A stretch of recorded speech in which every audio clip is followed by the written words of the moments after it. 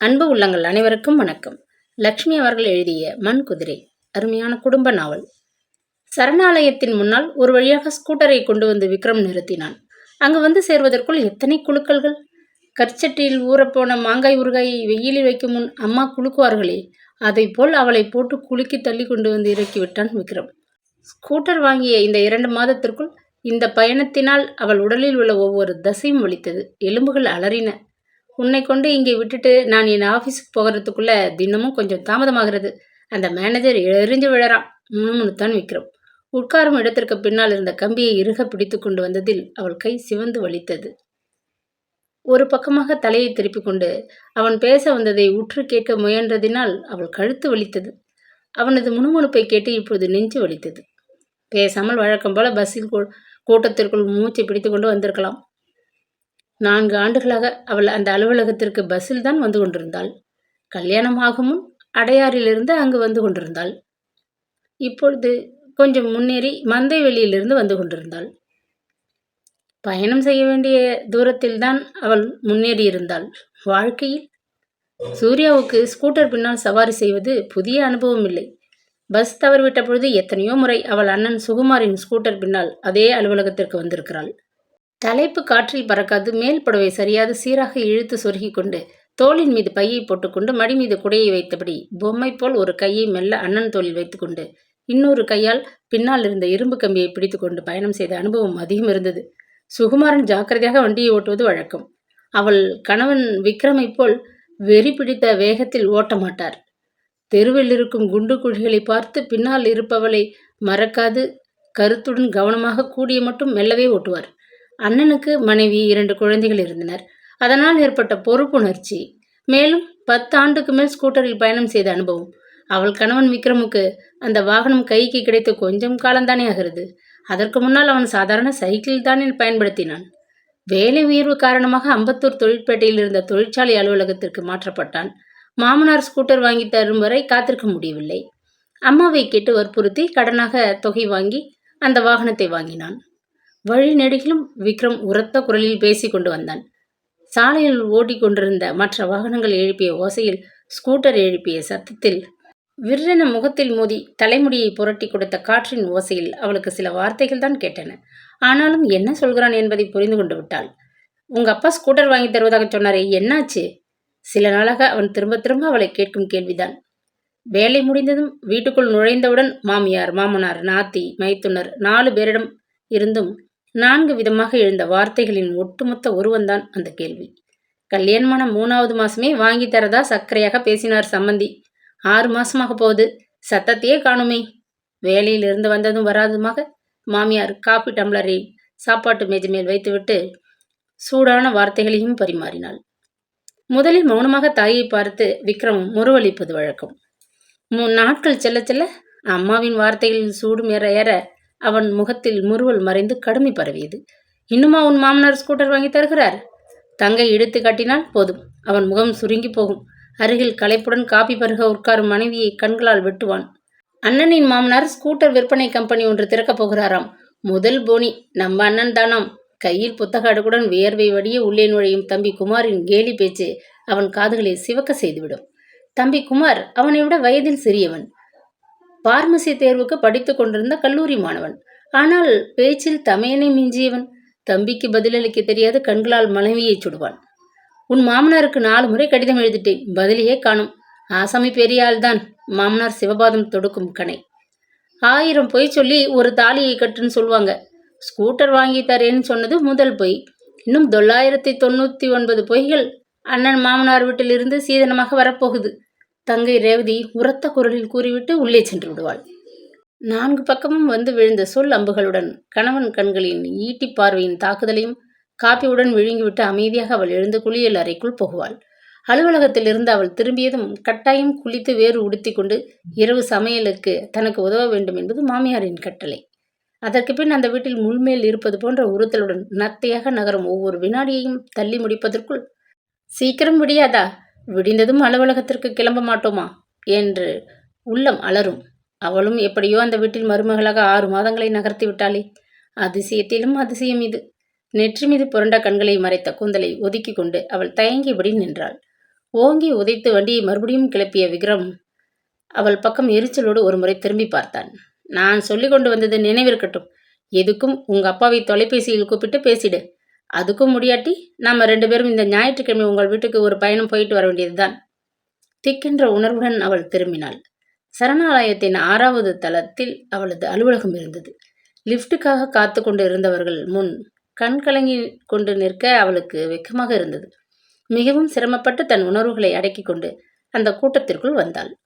சரணாலயம் என்ற கட்டடம் அதே பெயரை கொண்ட கண்ணாடி தொழிற்சாலை ஒன்றுக்கு சொந்தமாக இருந்தது. தொழிற்சாலை கிண்டி தொழிற்பேட்டையில் இருந்தது.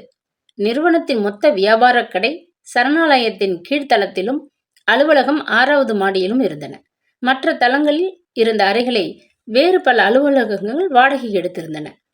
அதனால் காலை மாலை 2 வேளைகளிலும் லிப்டுக்கு காத்திருக்கும் கூட்டம் அதிகம். அவள் பொறுமையாக காத்து கொண்டிருந்தாள். அன்று அவளுக்கு இருந்த மனநிலையில் மேலே இருந்து மறுபடி கீழே லிப்ட் வருவதற்கு ஒரு யுகமாகிவிட்டது போன்ற ஒரு மலைப்பு ஏற்பட்டது. அவளது அலுவலகத்தில் 2 அறைகள் இருந்தன.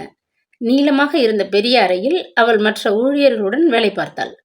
அதை ஒட்டியிருந்த குளிர்சாதனம் கொண்ட சிறிய அறையை மேனேஜிங் டைரக்டர் உபயோகித்தார்.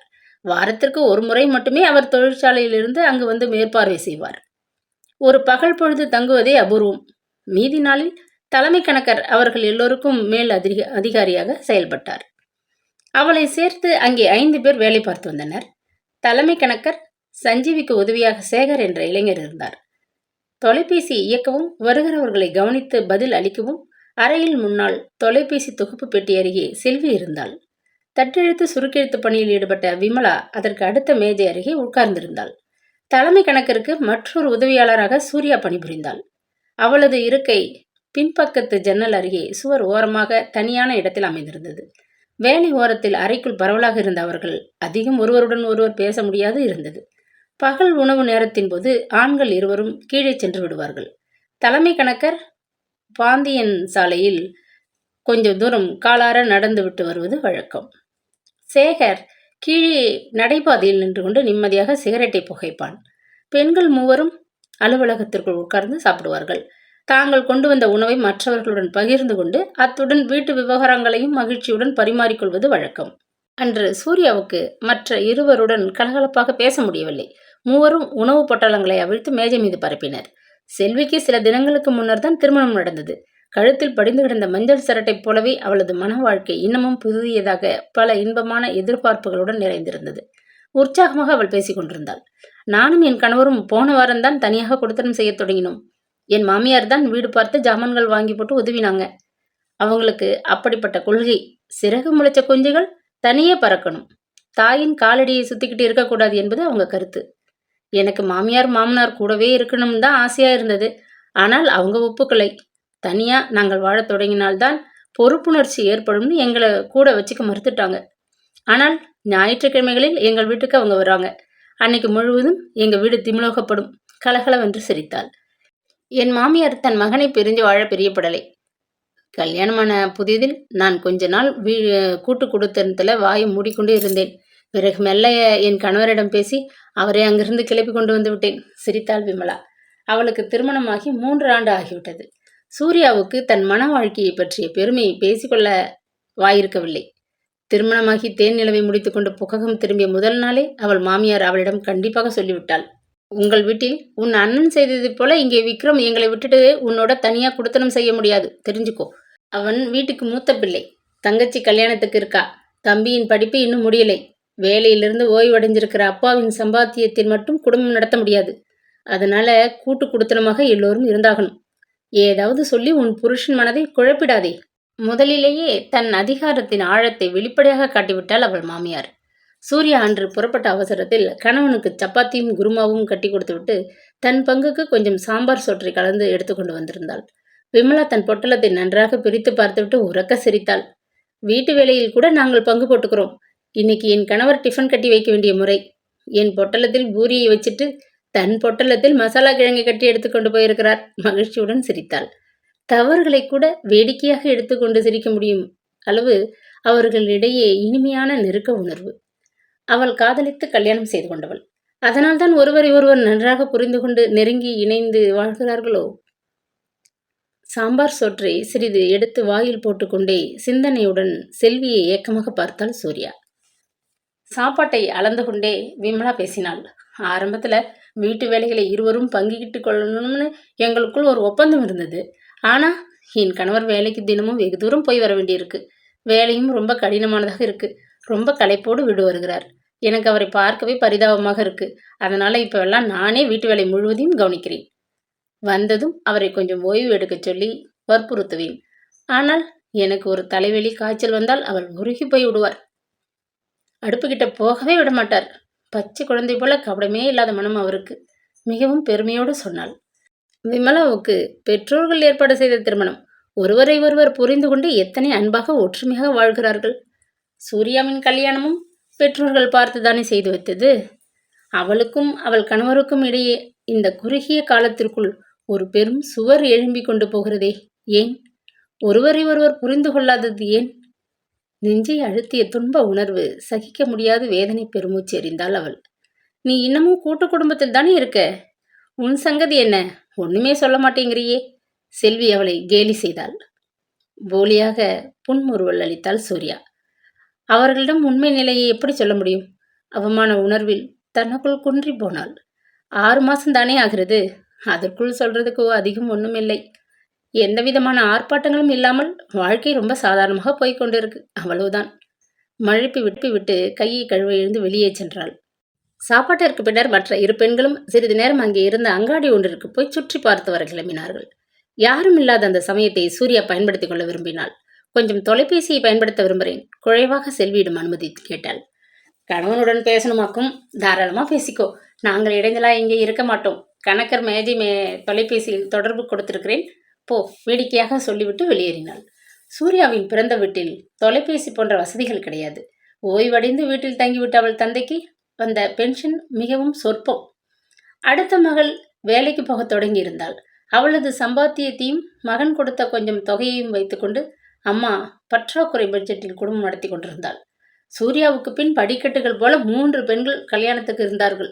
கடைக்குட்டி பையன் ஹைஸ்கூல் வகுப்பில் இருந்தான். 3வது வீட்டில் தொலைபேசி இருந்தது. எப்பொழுதேனும் அவசரம் என்றால் 3வது வீட்டுக்கார அம்மா முகத்தை எடுத்துக்கொண்டு அவர்கள் வீட்டுக்கு தொலைபேசி செய்தியை சொல்லி அனுப்புவார்கள். அந்த வீட்டு எண்களை மெல்ல சுழற்றினாள். மறுபக்கத்தில் வீட்டுக்கார அம்மாவின் எரிச்சலான குரல் கேட்டது. பகல் வேளையில் சிறிது நேரம் படுக்க போனபோது யார் இந்த கரடி என்று அவளுக்கு கோபம். நான் தான் சூரி பேசுறேன். சுகமா இருக்கீங்களா அம்மா? முதலில் 3வது வீட்டுக்கார அம்மாவின் நலனை விசாரித்தாள். சுகந்தான். நீயும் சுகந்தானே? கல்யாணமாகி 6 மாசம் ஆகிறதே. ஏதாவது? கோபத்தை மறந்து வம்பு விசாரித்தாள் வீட்டுக்காரி. அதையெல்லாம் ஒண்ணுமில்லை. இன்னும் 2 வருடத்துக்கு குழந்தை குட்டின்னு மூச்சு விட முடியாது. அப்பா கிட்ட பேசணும். கூப்பிட்டு அனுப்பிடுறீங்களா? சிரமத்துக்கு மன்னிக்கணும் குழைந்தாள். கொஞ்சம் இரு. ஸ்கூட்டர் பண விஷயமா அப்பா கிட்ட எப்படி பேசுறது? நெஞ்சு படபடக்க கவலையுடன் மனதிற்குள் ஒரு ஒத்திகை செய்து கொண்டு நின்றாள். அப்பாவுக்கு பதில் அம்மாதான் மூச்சிறைக்க ஓடி வந்து பேசினாள். என்ன சங்கதி? போன்ல யாராவது கூப்பிட்டா கூட திகிலா இருக்கு. பொறிந்து கொட்டினாள். நான் தான் அம்மா சூர்யா பேசுறேன். வந்து வந்து அப்பா வீட்டுல இல்லையா? அப்பா 1 வாரமா வீட்டோட அசையாம கட்டிலே கிடக்கிறார். அப்பாவுக்கு என்ன? பதட்டமாக கேட்டாள் சூர்யா. எல்லாம் நம் போராத வேலை.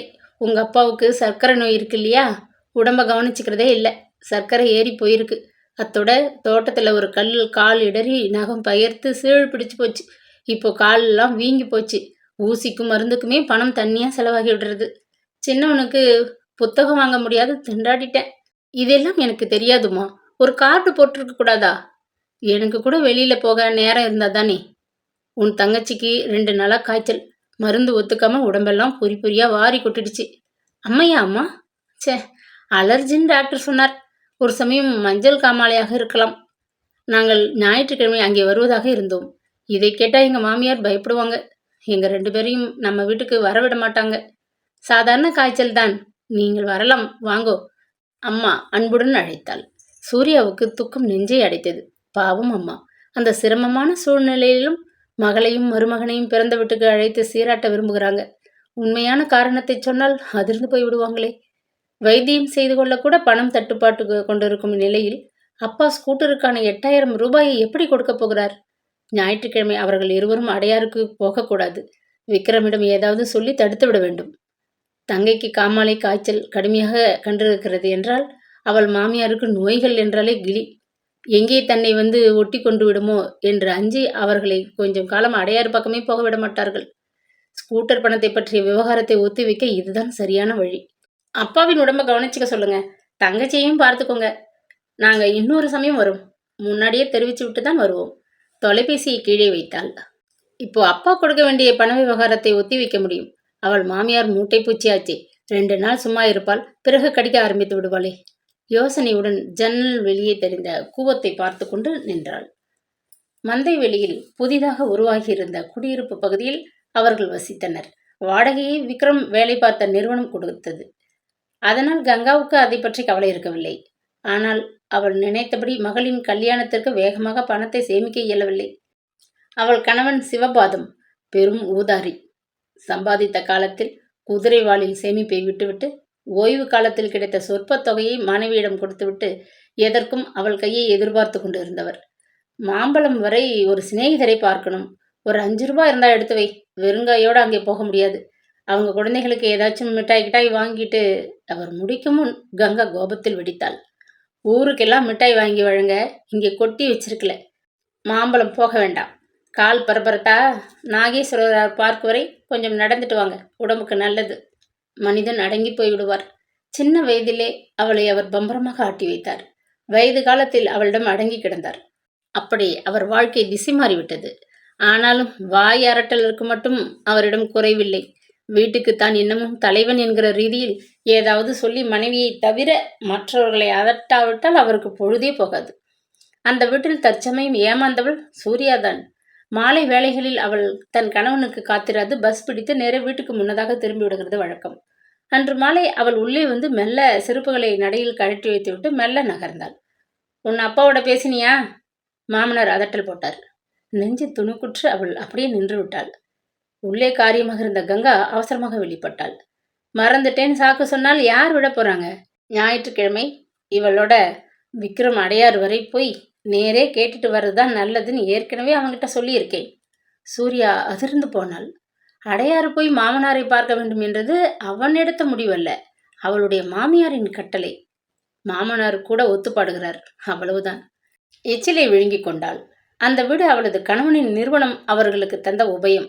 ஆனாலும் அவளுக்கு அதில் ஒரு பிடிப்பு இல்லாது எங்கேயோ ஒரு காட்டுக்குள் நுழைவது போன்ற ஒரு அச்சம். வழக்காலை எடுத்து உள்ளே வைத்து அவள் வந்த நாளிலிருந்து அந்த வீட்டில் ஒரு அந்நிய பெண்ணாகவே தனித்து அவர்களிடமிருந்து ஒதுங்கி நிற்பதை உணர்ந்தாள். அவர்களுடன் உறவாடி நெருங்கி பழக முயன்றாலும் அவர்கள் அவளை வேறுபட்டவளாக ஒதுக்கினார்கள். சாப்பிடும் பொழுது அவர்கள் எல்லோரும் ஒன்றாக கூடி உட்கார்ந்து உண்டார்கள். அவள் வேலைக்காரி போல் பரிமாறிவிட்டு பின்னர் தான் தனியே சாப்பிட்டாள். கையை கழுவிக்கொண்டு அவர்கள் எல்லோரும் முன்னறையில் வந்து உட்கார்ந்து என்னவோ பேசி சிரிப்பார்கள். அவள் சமையல் அறையை சீராக்கி தரையை கழுவி துடைத்துவிட்டு மறுநாள் சமையலுக்கு வேண்டியவற்றை முன்னதாக எடுத்து வைத்துவிட்டு எல்லா வேலைகளையும் முடித்து கொண்டு படுக்க வரும் முன் இரவு மணி 10 ஆகிவிடும். உண்ட களைப்பும் உழைத்த சோர்வும் தாங்காது விக்ரம் குரட்டை விட்டு கொண்டிருப்பான். படுக்கையறையின் தனிமையில் கூட அவளிடம் இதமாக 4 வார்த்தை பேச அவனுக்கு நேரம் இருந்தது இல்லை. குளியல் அறையில் நுழைய போனவளை கங்கா அதட்டி கூப்பிட்டாள். வீட்டுக்கு பெரியவர்னு மாமனார்கிட்ட மதிப்பு கூட இல்லையா? அவர் கேட்ட கேள்விக்கு பதில் சொல்லாமல் என்று மூஞ்சியை தூக்கி வச்சுக்கொண்டா என்ன அர்த்தம்? அவளது குரல் எதிர் வீட்டை எட்டியது. ஜன்னல் திரையை விலக்கி கொண்டு அங்கு ஒரு தலை தெரிந்தது. தங்கச்சிக்கு காமாலை காய்ச்சல், அதனால. ஐயோ, நீ நேர போய் பார்த்துட்டு வந்தியா? அது ஒட்டுவா ரொட்டியாச்சே. இல்லை அத்தை, அம்மா தொலைபேசியில் தான் சொன்னாங்க. தங்கச்சி காமாலை காய்ச்சல் வந்து 10 நாளா படுத்திருக்கா. இப்போ அப்பாவுக்கும் லேசா காய்ச்சல் இருக்குன்னு சொன்னாங்க. பிச்சைக்குடியில் சனீஸ்வரன் புகுந்தால் போல. இங்கே அந்த நோயை வாங்கிக்கிட்டு வந்து பரப்பிடாதே. தலைக்கு தண்ணி ஊற்றி கொஞ்ச நாள் ஆன பிறகு நீங்கள் 2 பேரும் அடையாறு பக்கம் போகலாம். இப்ப போக தேவையில்லை. பயத்திலே கங்கா கூச்சலிட்டாள். நோய் என்றால் அப்படி ஒரு பீதி அவளுக்கு. குளித்துவிட்டு வேறு உடுத்தி கொண்டு கூந்தலை வாரி முடிக்க கண்ணாடி முன் நின்ற சூர்யாவுக்கு சிரிப்பு தாங்க முடியவில்லை. காமாலை காய்ச்சல் என்றதும் அத்தை அலறி அடித்து கொண்டு விட்டாங்களே.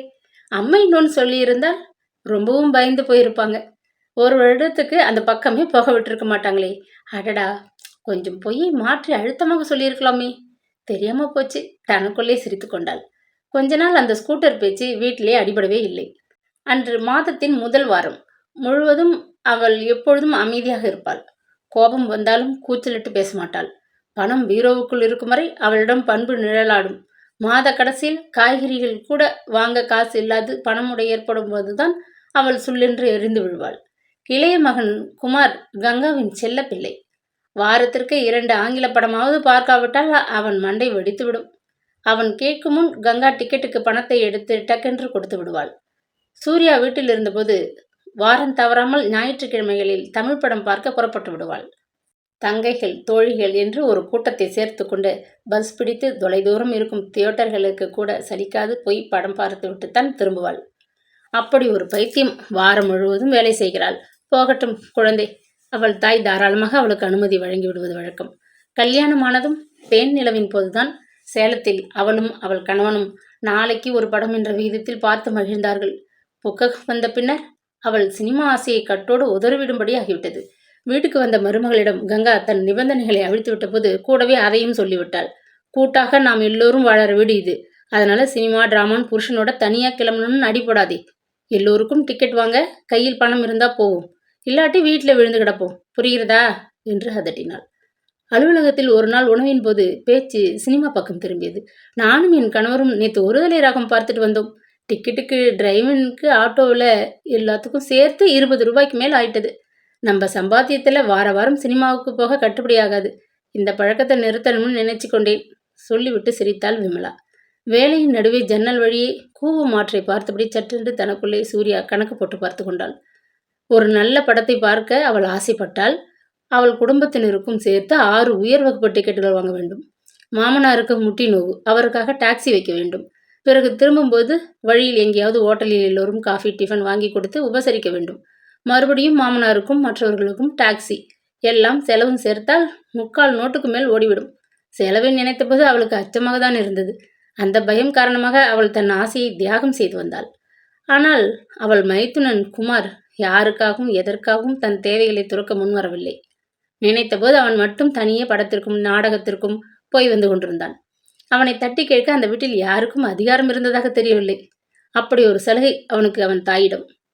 குமார் அன்று மாலை காட்சிக்கு கோமா படத்திற்கு 5 டிக்கெட்டுகள் மட்டுமே வாங்கியிருந்தான். நான் வரல, என் உடம்பு அசதியா இருக்கு, சிவபாதம் மறுத்துவிட்டு கொட்டாவை விட்டபடி கதவை சாத்தி கொண்டு விட்டார். அம்மா, மகள், இளைய மகன் மூவரும் டாக்ஸியிலும் சூர்யா விக்ரம் இருவரும் ஸ்கூட்டரிலும் கிளம்பினார்கள். அங்கு டிக்கெட்டுகள் சேர்ந்தாற்போல் ஒரே வரிசையில் கிடைக்கவில்லை. ஒரு வரிசையில் 3ம் இன்னொரு வரிசையில் 2ம் என்று பிரித்து கொடுக்கப்பட்டிருந்தன. தேனிலவுக்கு பிறகு 2வது தனியே கணவனுடன் ஒரு வரிசையில் அவன் பக்கத்தில் உட்கார இப்படி ஒரு சந்தர்ப்பம் கிடைத்ததே. உள்ளூர மகிழ்ந்து கொண்டிருந்தாள் சூர்யா. ஒரு நொடியில் அந்த மகிழ்ச்சியில் மண் விழுந்துவிட்டது. சின்ன மகனும் ரேவதியும் அந்த 2 டிக்கெட் வரிசையிலும், தானும் விக்ரம் சூர்யா மூவரும் அடுத்த டிக்கெட் வரிசையிலும் உட்கார வேண்டும் என்று கங்கா கட்டளையிட்டாள். ஓவென்று அழ வேண்டும் போல் சூர்யாவுக்கு ஆத்திரம். நாள் முழுவதும் வேலைக்கு ஓடிக்கொண்டிருந்தாள். வீட்டுக்கு வந்ததும் இரவு வெகு நேரம் வரை வீட்டு வேலைகளை செய்தால். படுக்கை அறையில் கூட கணவனிடம் தனியே 10 நிமிஷம் பேச முடியாது. உடல் அயற்சியும் உறக்கமும் குறுக்கிட்டன. அபூர்வமாக சினிமா பார்க்க புறப்பட்ட இடத்தில் கூட இப்படி ஒரு இடையூறா? நெருங்கி உட்கார்ந்து சினிமா பார்க்கும் இதமான சூழ்நிலையில் பலவும் பேசி மகனது மனதை குழப்பி தனி குடித்தனத்திற்கு மருமகள் தயார் செய்துவிடப் போகிறாள் என்ற பயத்தில் மாமியார் ஏற்பாடு செய்த ஒரு பாதுகாப்பா இது? அவளுக்கு கோபமாக வந்தது. படத்திலே தோன்றிய திகில் காட்சிகள் அவளை பாதிக்கவே இல்லை. அவள் வாழ்க்கையிலேயே ஒரு திகில் பாதையிலே தான் போய் கொண்டிருக்கிறதே. இரவு படம் முடிந்து வீடு திரும்பிய அவர்கள் எல்லோருக்கும் நல்ல பசி. இதை எதிர்பார்த்து அவள் பகல் பொழுதே கிளம்பும் முன் சோறும் குழம்பும் பொரியலும் செய்து வைத்துவிட்டு தான் போயிருந்தாள். குழம்பை சூடாக்கி எல்லோருக்கும் பரிமாறினாள். வழக்கம் போல் அவள் தன் வேலைகளை முடித்துக்கொண்டு படுக்கை அறைக்குள் வரும் முன் அவன் நன்றாக உறங்கி போனான். மறுபடியும் மாமியார் ஸ்கூட்டரை பற்றி பேசும் முன் அவள் தன் கணவனிடம் தன் பிறந்த வீட்டின் உண்மை நிலையை ஒளிவு மறைவின்றி சொல்லிவிட வேண்டும் என்று துடித்தாள். ஆதங்கத்துடன் அருகில் குனிந்து மெல்ல அவனை தொட்டு எழுப்பினாள். விருட்டென எழுந்து உட்கார்ந்தான் விக்ரம். தூக்கம் கலையாத கண்களால் அவளை வெறித்தான். உனக்கு அறிவிருக்கா? அசந்து தூங்குறவன இந்த வேளையில் எதுக்கு எழுப்பின? நாளைக்கு நான் உன்னை ஆபீஸ்ல கூட கொண்டு போய் விட முடியாது. விடியற் காலையிலேயே ஒரு காரியமா அம்பத்தூருக்கு ஓடணும். எரிந்து விழுந்தான். அவளை சந்தேகமாக முறைத்துவிட்டு பார்வையை இழுத்து தலைமையில் மூடிக்கொண்டாள். அவள் பேச வந்தது வேறு, அவன் நினைத்தது வேறு. சே, அவள் கூசி போனாள். கோபமும் துக்கமுமாக விளக்கை அணைத்துவிட்டு படுக்கையின் மறுபுறத்தில் சுருண்டு கொண்டாள். உறக்கம் வர மறுத்தது. கண் இமைகளில் நீர் நனைத்தது. நெஞ்சில் துன்பம் சுமையாக மண்டிக் கொண்டு எழுந்தது.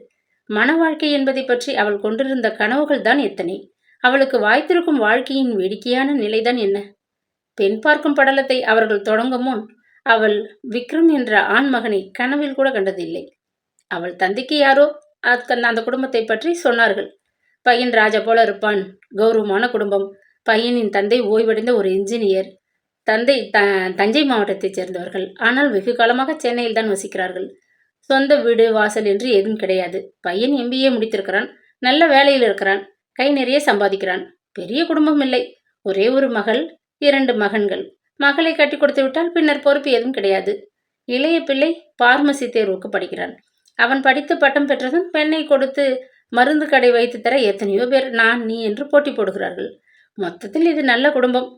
இடையிலிருந்து பேசிய நண்பர் வெகுவாக தான் வர்ணித்தார். அப்பா அப்படியே அசந்து போய்விட்டார். அம்மா மயங்கி விட்டாள். என்னவானாலும் சரி, இந்த இடத்தை சூர்யாவுக்கு முடிச்சிருங்க. அப்பாவுக்கு சோறு போடும்போதும் குடிக்க தண்ணீர் கொடுக்கும் போதும் தாயார் உரையேற்றி கொண்டிருந்தார். பெண்ணை பார்க்க அவர்கள் ஒரு நாள் நண்பர் ஒருத்தரின் காரில் வந்து இறங்கினார்கள். படுக்கை அறையின் ஜன்னல் கதவை மெல்ல திறந்து இடுக்கு வழியே அவர்களை எடை போட்டு கொண்டு உள்ளே நின்று கொண்டிருந்தாள் சூர்யா. முதலில் சிவபாதம் காரில் இருந்து இறங்கினார். முக்காலும் நரைத்த தலைமுடி, பின்னால் லேசாக தெரிந்த வழுக்கை, நல்ல நிறம், உயரம், கம்பீரமான பார்வை, முடுக்கிவிட்ட மீசையும் ஜிப்பாவுமாக படு பணக்காரக்களை சிந்தினார். அந்த ஜிப்பா பையில் ஒரு செல்லாத காசு கூட கிடையாது என்ற உண்மை அவளுக்கு தெரிந்தது பின்னர் அல்லவா? அடுத்ததாக ஊதா காஞ்சிபுர பட்டு சேலையை இழுத்து போர்த்தி கொண்டு இறங்கிய கங்கா அவருக்கு ஏற்ற மனைவியாக நிறமும் கலையுமாக வயதுக்கு ஏற்ற அழகுடன் கச்சிதமாக தெரிந்தாள். அந்த கச்சிதமான உடலுக்குள் கபடமும் அசுரத்தனமும் குடிகொண்டிருந்தது பின்னர் அல்லவா புரிந்தது. அவளுக்கு பின்னர் தொங்கும் மீசையும் கழுத்தில் புரண்ட முடியுமாக ஒல்லியான மைத்துனன் சிரித்த முகத்துடன் இறங்கினான். அந்த சிரிப்புக்குள் விஷம் தோய்ந்த வார்த்தைகளால் புதைந்து கிடப்பதை பழகிய பின் அல்லவா உணர்ந்து கொண்டாள். ரோஜா வண்ண மலர் போல் கண்ணங்குழியே சிரித்து கொண்டு வந்து நின்ற அந்த 18 வயது பருவ மங்கையான வருங்கால நாத்தியை கண்டதும் அவள் மனம் கரைந்து போனாள். பச்சை குழந்தையாக சிரிக்கிறாளே, கள்ளம் கபடமில்லாத வெள்ளை மனம் போலும். போட்ட கணக்கு முழுவதும் தப்பு. அவள்தான் அண்ணனுக்கு மெய்காப்பாளர். கடற்கரைக்கு போனாலும் சரி, கடைக்கு போனாலும் சரி, அண்ணனும் அண்ணியும் தனியே பேச முடியாதபடி நிழல் போல் ஒரு வாளா கூடவே அலைந்து அண்ணனை பாதுகாத்து வந்தாள். அவர்களது இல்லற வாழ்க்கையின் நெருக்கத்துக்கு இடையே அவள் ஒரு நெருஞ்சி மொழி என்பது பின்னால் தானே தெரிந்தது. கடைசியாக இறங்கிய நீல வண்ண சட்டை, கிருதா, அரும்பு மீசை, சுருண்ட முடி, ஆண் அழகனை கண்டு அவள் சொக்கித்தான் போனாள். படித்தவன், பார்வைக்கு வசீகரமாக இருப்பவன், அவளுக்கு ஏற்றவன் தான் எடை போட்டு முடித்து விட்டாள். மனம் பெருமையில் பூரித்தது. அன்று அழகான புருஷன் மயங்கிடக்கூடாது. ஆள் அழகன் துப்பட்டிக்காரன் பழமொழி சொல்வாங்க. அன்பான கணவனாக நல்லா இருக்கணும், அதுதான் முக்கியம். பக்கத்து வீட்டு பாட்டி நொட்டம் சொன்னபோது அவளுக்கு பற்றி கொண்டு வந்தது. கிழவிக்கு வாய் ரொம்ப அதிகம். எரிச்சல் பட்டாள் சூர்யா. ஆனால் அது எத்தனை பெரிய உண்மை. விக்ரம் பார்க்க வசீகரமான இளைஞன், ஆனால் அன்பான கணவன் என்று சொல்ல முடியாதே. அவனது பேச்சில் அன்பு கிடையாது, முரட்டுத்தனம் அதிகம் இருந்தது. ஆண் பிள்ளை என்கிற அகங்காரம் இருந்தது. மனைவி என்கிற மதிப்பு கிடையாது. அனுசரணை குறைவையெல்லாம் பிறகுதான் அவளுக்கு கொஞ்சம் கொஞ்சமாக விளங்கின. இரு பக்கத்தாருக்கும் பிடித்து போயிற்று. பின்னர் வரதட்சணை, சீர்வரிசைகள் இத்தியாதி பேச்சுவார்த்தைகள் தொடர்ந்தன. வரதட்சணை நாங்கள் வாங்குவது இல்லை, ஆனால் உங்கள் மகளுக்கு நீங்கள் கொடுக்காமலா இருப்பீர்கள்? உங்கள் மருமகனுக்கு அன்பளிப்பாக நீங்கள் கொடுக்க விரும்புறதை மட்டும் ஏத்துக்குவோம். முகத்தை குலுக்கி மினுக்கினாள் கங்கா. சூர்யாவின் தாய் ஒரு 10ஆம் பசிலி, விதரணையாக பேச தெரியாதவள், வெகுளி. மாப்பிள்ளைக்கு உடைக்கும் கை கடிகாரத்திற்கும் 3000 ரூபாய் கையில் தந்து விடுகிறோம் என்றாள். அதுக்கென்ன, உங்கள் பிரியம். கங்கா மென்மையாக சிரித்தாள். 2000க்கு பாத்திரம் வாங்கி தந்துடுறோம், அதுக்கு மேல கட்டாது. போதும், எங்கள் வீட்டில் ஏகப்பட்டது கிடக்கு. என் மாமியார் காலமாகும் முன் பேத்திகளுக்கு நம் நகையை பிரித்து கொடுத்தாங்க. அந்த வகையில் சூர்யாவுக்கு காதுக்கு வைரக்கம்மல், கழுத்துக்கு ஒரு தங்கச் செயின், கைக்கு 2 வளையல் எல்லாம் இருக்கு. இந்த காலத்து விலைக்கு 30,000 சேரும். உங்கள் குழந்தைக்கு போட்டு அனுப்புறீங்க, நாங்கள் கேட்கலையே. இனிக்க கங்கா பேசினாள். கட்டில், பீரோ இதுகளை புதுசா வாங்கி தரும். சூர்யாவின் தாய் தானாகவே தலையை கொடுத்து கொண்டாள். மாப்பிள்ளை வீட்டார் தான் கல்யாணத்தை எடுத்து செய்கிற பழக்கம். ஆனால் விலைவாசியை உத்தேசித்து கல்யாண செலவில் பாதியை நீங்கள் கொடுத்துடணும். மெல்ல ஒரு நிபந்தனையை கங்கா வெளியிட்டாள். திருமண செலவுக்கு சூர்யாவின் தந்தையிடம் பணம் ஏதும் இருக்கவில்லை. 3½ ஆண்டு காலம் வேலை செய்து குடும்ப செலவுக்கு கொடுத்தது போக குருவி சேர்ப்பது போல ஒரு தொகையை பாடுபட்டு அவள் வங்கியில் சேர்த்து வைத்திருந்தாள். அவள் அண்ணா இன்சூரன்ஸ் பணத்திலே கடன் வாங்கி கொஞ்சம் கொடுத்தான். 2ஐயும் சேர்த்து கொண்டு அவர்கள் நிலைக்கு தக்கபடி விமரிசையாக கல்யாணத்தை நடத்தி கொடுத்தார்கள். மீதி இருந்த பணத்தை புது மருமகன் கையில் கொடுத்து அவர்களை தேன் நிலவுக்கு அனுப்பி வைத்தார்கள். கல்யாணத்தின் போது பரிசுகளுக்கு பதில் சிலர் பணமாக சூர்யா கையில் தந்தனர். அந்த பணம் வேறு 1000க்கு மேல் கைவசம் இருந்தது. மாமனார் கொடுத்தது போக மனைவியிடம் இருந்த பணத்தையும் வாங்கி வாரி இறைத்து தேன் நிலவை விக்ரம் இனிமையாக கொண்டாடினான். திருமணமான புதிதில் அவன் தன்னுடையவன், தான் அவனுடையவள் என்று உணர்வுகள் ஒன்றிப்போன இனிமையான நினைவில் அவள் தன் பணம் வேறு அவன் பணம் வேறு என்று வித்தியாசம் பாராட்டவே இல்லை. உயர்ந்த ஓட்டலில் அவர்கள் சேலத்தில் 10 நாள் தங்கியிருந்தார்கள். டாக்ஸியில் ஏற்காடு மலையை போய் பார்த்தனர். நகரத்தில் ஓடிய அத்தனை சினிமாக்களையும் கண்டு களித்தனர். நிறைய பேசினார்கள், ஐஸ்கிரீம் சாப்பிட்டார்கள், சின்ன விஷயத்திற்கு கூட மனம் விட்டு சிரித்தார்கள். அந்த 10 நாளும் ஒவ்வொரு வினாடியும் ஆனந்தமாக இனிமையாக கழித்தனர். வாழ்க்கை எப்பொழுதும் இப்படியேதான் இருக்கும் என்ற கனவு அவளுள். அது வெறும் கனவாகி பொய்யாகி போனதை வீட்டுக்குள்ளே காலடி வைத்த மறுநாளே புரிந்து கொண்டு விட்டாள். அவளுடன் கைகோர்த்து கொண்டு கலகலவென்று சிரித்து கொண்டு கொஞ்சி குலாவிய விக்ரம் வீட்டிற்கு வந்ததும் அம்மாவின் சேலை தலைப்பிற்குள் ஒரே வினாடியில் அடங்கி போனான். ஆண் அழகனான அவள் கணவன் அம்மாவால் ஆட்டி படைக்கப்பட்ட ஒரு பொம்மையாக மாறிவிட்டானே. என்ன கொடுமை இது!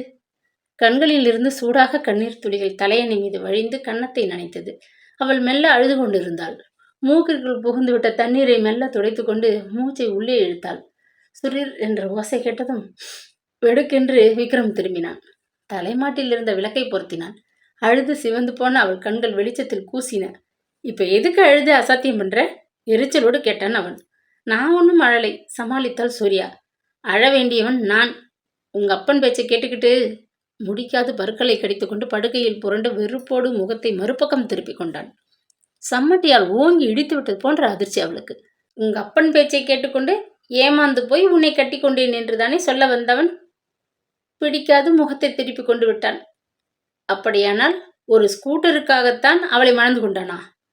அவனுடன் கூட அந்த குடும்பத்தை காப்பாற்ற வேலை செய்யும் மனைவியாக ஒருத்தி உழைத்து போடத்தான் இந்த கல்யாணமா? கணவன் மனைவி என்ற புனிதமான உறவுக்கு முன் பணம் பெரிதாகிவிட்டதே.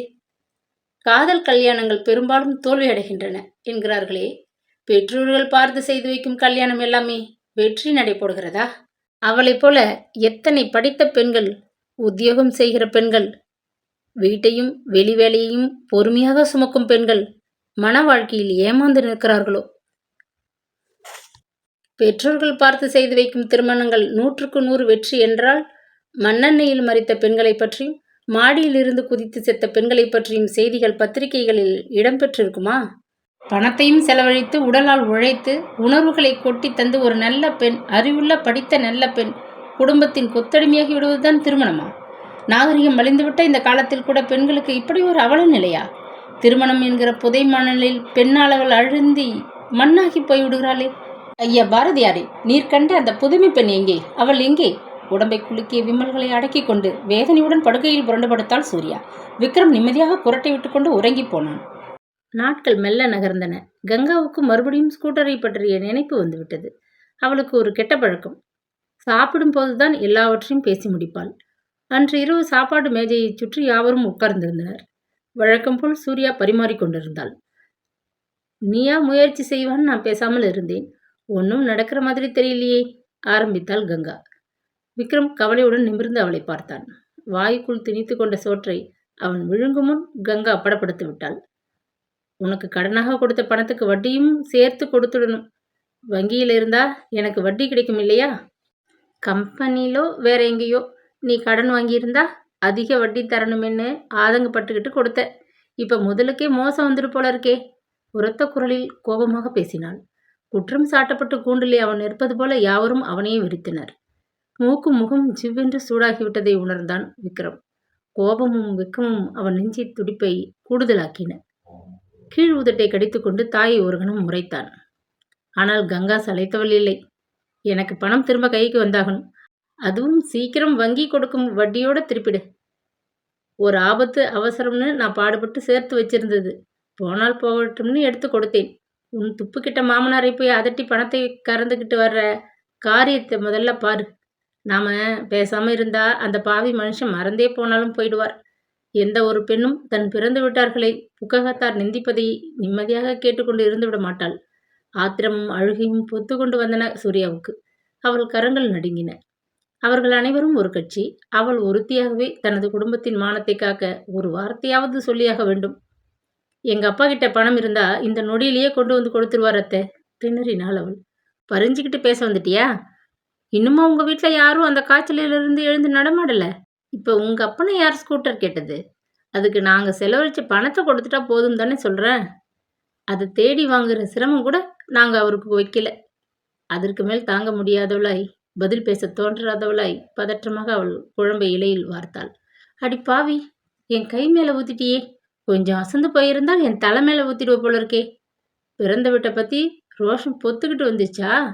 நாளைக்கே போய் அந்த பணத்தை வாங்கிக்கிட்டு வந்து சேர்றது தானே? கங்கா சீறி படபடத்தாள். ஒருவரும் குறுக்கே ஏதும் சொல்லவில்லை. கும்மென்று மயான அமைதி. அங்கே மூத்த மகனை வெட்டி விடுவது போல தாயார் பார்த்தாள். நான் சம்பாதிச்சு போட்டு குடும்பத்தை நடத்துறேனே என்று ஒரு கேள்வி கேட்டுடாதப்பா. உன்னை 10 மாசம் சுமந்து வளர்த்து ஆளாக்கினேன். அதுக்கு என்ன கூலி கிடைச்சதுன்னு நான் பிறகு பதில் சொல்ல வேண்டி வரும். தாயும் பிள்ளையுமானாலும் வாயும் வயிறும் வேறன்னு சொல்லுவாங்க. அதனா என் பணத்தை வட்டியோட இன்னும் 2 நாள்ல எப்படியாச்சும் புரட்டி கொடுத்துடு. சூர்யா, உன்னைத்தான். இப்படி வா. இன்னைக்கோ நாளைக்கோ ஆஃபீஸ்லேருந்து கொஞ்சம் லீவ் எடுத்துக்கிட்டு உன் அப்பனை போய் நேரா பார்த்துட்டு பணத்துக்கு வழி செய்ய சொல்லு. சூர்யா பதில் அளிக்க முடியாது உணவு பாத்திரத்துடன் சமையல் அறைக்குள் மறைந்து போனாள். அவள் மனம் பக்பக்கென்று அடித்து கொண்டது. மருந்துக்கு கூட செலவழிக்க காசு இல்லாத திண்டாடும் அப்பா 8000 ரூபாய்க்கு எங்கே போவார்? இரவு படுக்கை அறைக்குள் பூனை போல் சப்தமிடாது அவள் மெல்ல நுழைந்தாள். அவளது வரவிற்காகவே உறங்காது விக்ரம் காத்து கொண்டிருந்தான். விடுக்கென்று எழுந்து உட்கார்ந்தவன் முகத்தில் வழிந்த கடுமையைக் கண்டு அவள் பயந்து போனாள். எங்க அம்மா கையில வேணும் தானே சூடா குழம்ப ஊத்தின? எடுத்த எடுப்பில் குற்றச்சாட்டு. நாளைக்கு என் மேல ஊத்துவ. படிச்சிட்டோம் சம்பாதிக்கிறோங்கிற உனக்கு திமிர் இல்லையா? மிரட்டினான். என்னவோ பேச வேண்டுமென்று அவளுக்குள் ஆத்திரம். பேச முடியாது தொண்டைக்குள் வார்த்தைகள் சிக்கிக் கொண்டு விட்டன. இரவில் அந்த வேளையில் எதிர்த்து பேசி 8 வீடு கேட்கும் அளவு சண்டையிட்டு ரகளை செய்யும் பண்பு கெட்டவள் அல்ல அவள். அவளது பிறந்த வீடு சாதாரணமான குடும்பம்தான். பற்றாக்குறையிலும் தேவைகளின் பாதிப்பிலும் வளர்ந்தவள்தான் அவள். அவர்களது எளிய குடும்பத்திலே பணத்தட்டுப்பாடு எப்போதும் இருந்து கொண்டே இருக்கும். ஆனால் பண்புக்கு தட்டுப்பாடே இல்லை. அவள் தந்தை அதட்டி ஆர்ப்பாட்டமாக பேசத் தெரியாது. கண்ணிய குறைவாகவும் பேசத் தெரியாது. மூத்த மகளை நல்ல இடத்தில் கட்டி கொடுக்க வேண்டும் என்ற ஆசையாலே தம்மால் முடியாத ஒரு காரியத்தை செய்வதாக சொல்லி ஒப்புக்கொண்டு தவிக்கிறார். அவளுக்கு அவர் மனம் நன்றாக தெரியும். அவளது வெகுளி தாயாருக்கு ஒளித்து வைத்து பேச தெரியாத வெள்ளை மனம். தன் மகன் தினமும் வெகு தூரம் வேலைக்கு போய் வர சிரமப்படுகிறானே என்று வேதனைப்பட்டாள். அலுவலகத்திற்கு அருகே வீடு பிடித்துக்கொண்டு தனியே வாழப்போகிறோம் என்று மகன் சொன்னவுடன் எதிர்ப்பே சொல்லவில்லை. அப்படியே செய்யப்பா, உன் சௌகரியம்தான் பெருசு. தினமும் தொலைதூரம் ஸ்கூட்டரில் பயணப்படுறது எனக்கு பிடிக்கவில்லை. அவள் சட்டென ஒப்புதல் அளித்து விட்டாள். அன்னையும் வேலைக்கு போகும் பெண்தான். தினம் அவள் வீட்டுக்கு திரும்பும்போது காப்பியுடன் களைத்து வந்தவளை அம்மா தன் மகளைப் போல் பாசமுடன் உபசரித்து கவனித்தாள். நாள் முழுவதும் வேலை செய்கிற, நீ ஏன் அடுப்புக்கிட்ட வர, அப்பாலப்போ என்று மருமகளிடம் வேலையே வாங்க மாட்டாள். சும்மா வீட்டோட நான் இருக்கேன், வேலை செய்கிற குழந்தைங்க நீங்க, வீட்டுக்கு வந்த பிறகும் வேலை செஞ்சா அலுப்பா போயிடும் அனுதாபமாக பேசுவாள். தனி கொடுத்தனம் செய்ய கிளம்பி மருமகளுக்கு வத்தல், வடகம், ஊறுகாய், மிளகாய்த்தூள் என்று அப்போது அப்பாவிடம் கொடுத்து அனுப்புவாள். அண்ணன் மட்டும் என்ன பொறுப்பில்லாத அன்பு இல்லாத சகோதரனா? மாதம் தன் பங்காக பெற்றோர்களுக்கு கொஞ்சம் பணம் கொடுத்து உதவினான். கல்யாணம் என்றால் கடன் வாங்கியாவது தங்கைகளுக்கு சீர் செய்ய வேண்டும் என்ற தாராள மனம் படைத்தவன். அண்ணியும் நல்ல மனம் படைத்தவள்தான். மாதத்திற்கு ஒரு முறை அம்மாவிற்கு ஹார்லிக்ஸ், அப்பாவுக்கு பழங்கள் என்று எதையாவது வாங்கி கொண்டு வந்து பார்த்து விட்டு போவாள். அவளாக ஆசைப்பட்டு கொண்டு தனி கொடுத்தனும் பிரிந்து போகவில்லை. அண்ணனின் வசதிக்காகத்தான் அவள் தனியாக பிரிந்து போனாள். சூர்யாவின் குடும்பத்தினருடன் அவளது புக்ககத்து மனிதர்களை ஒப்பிட முடியாது. எல்லா வகையிலும் அவர்கள் மிகவும் தாழ்ந்து விட்டவர்கள்.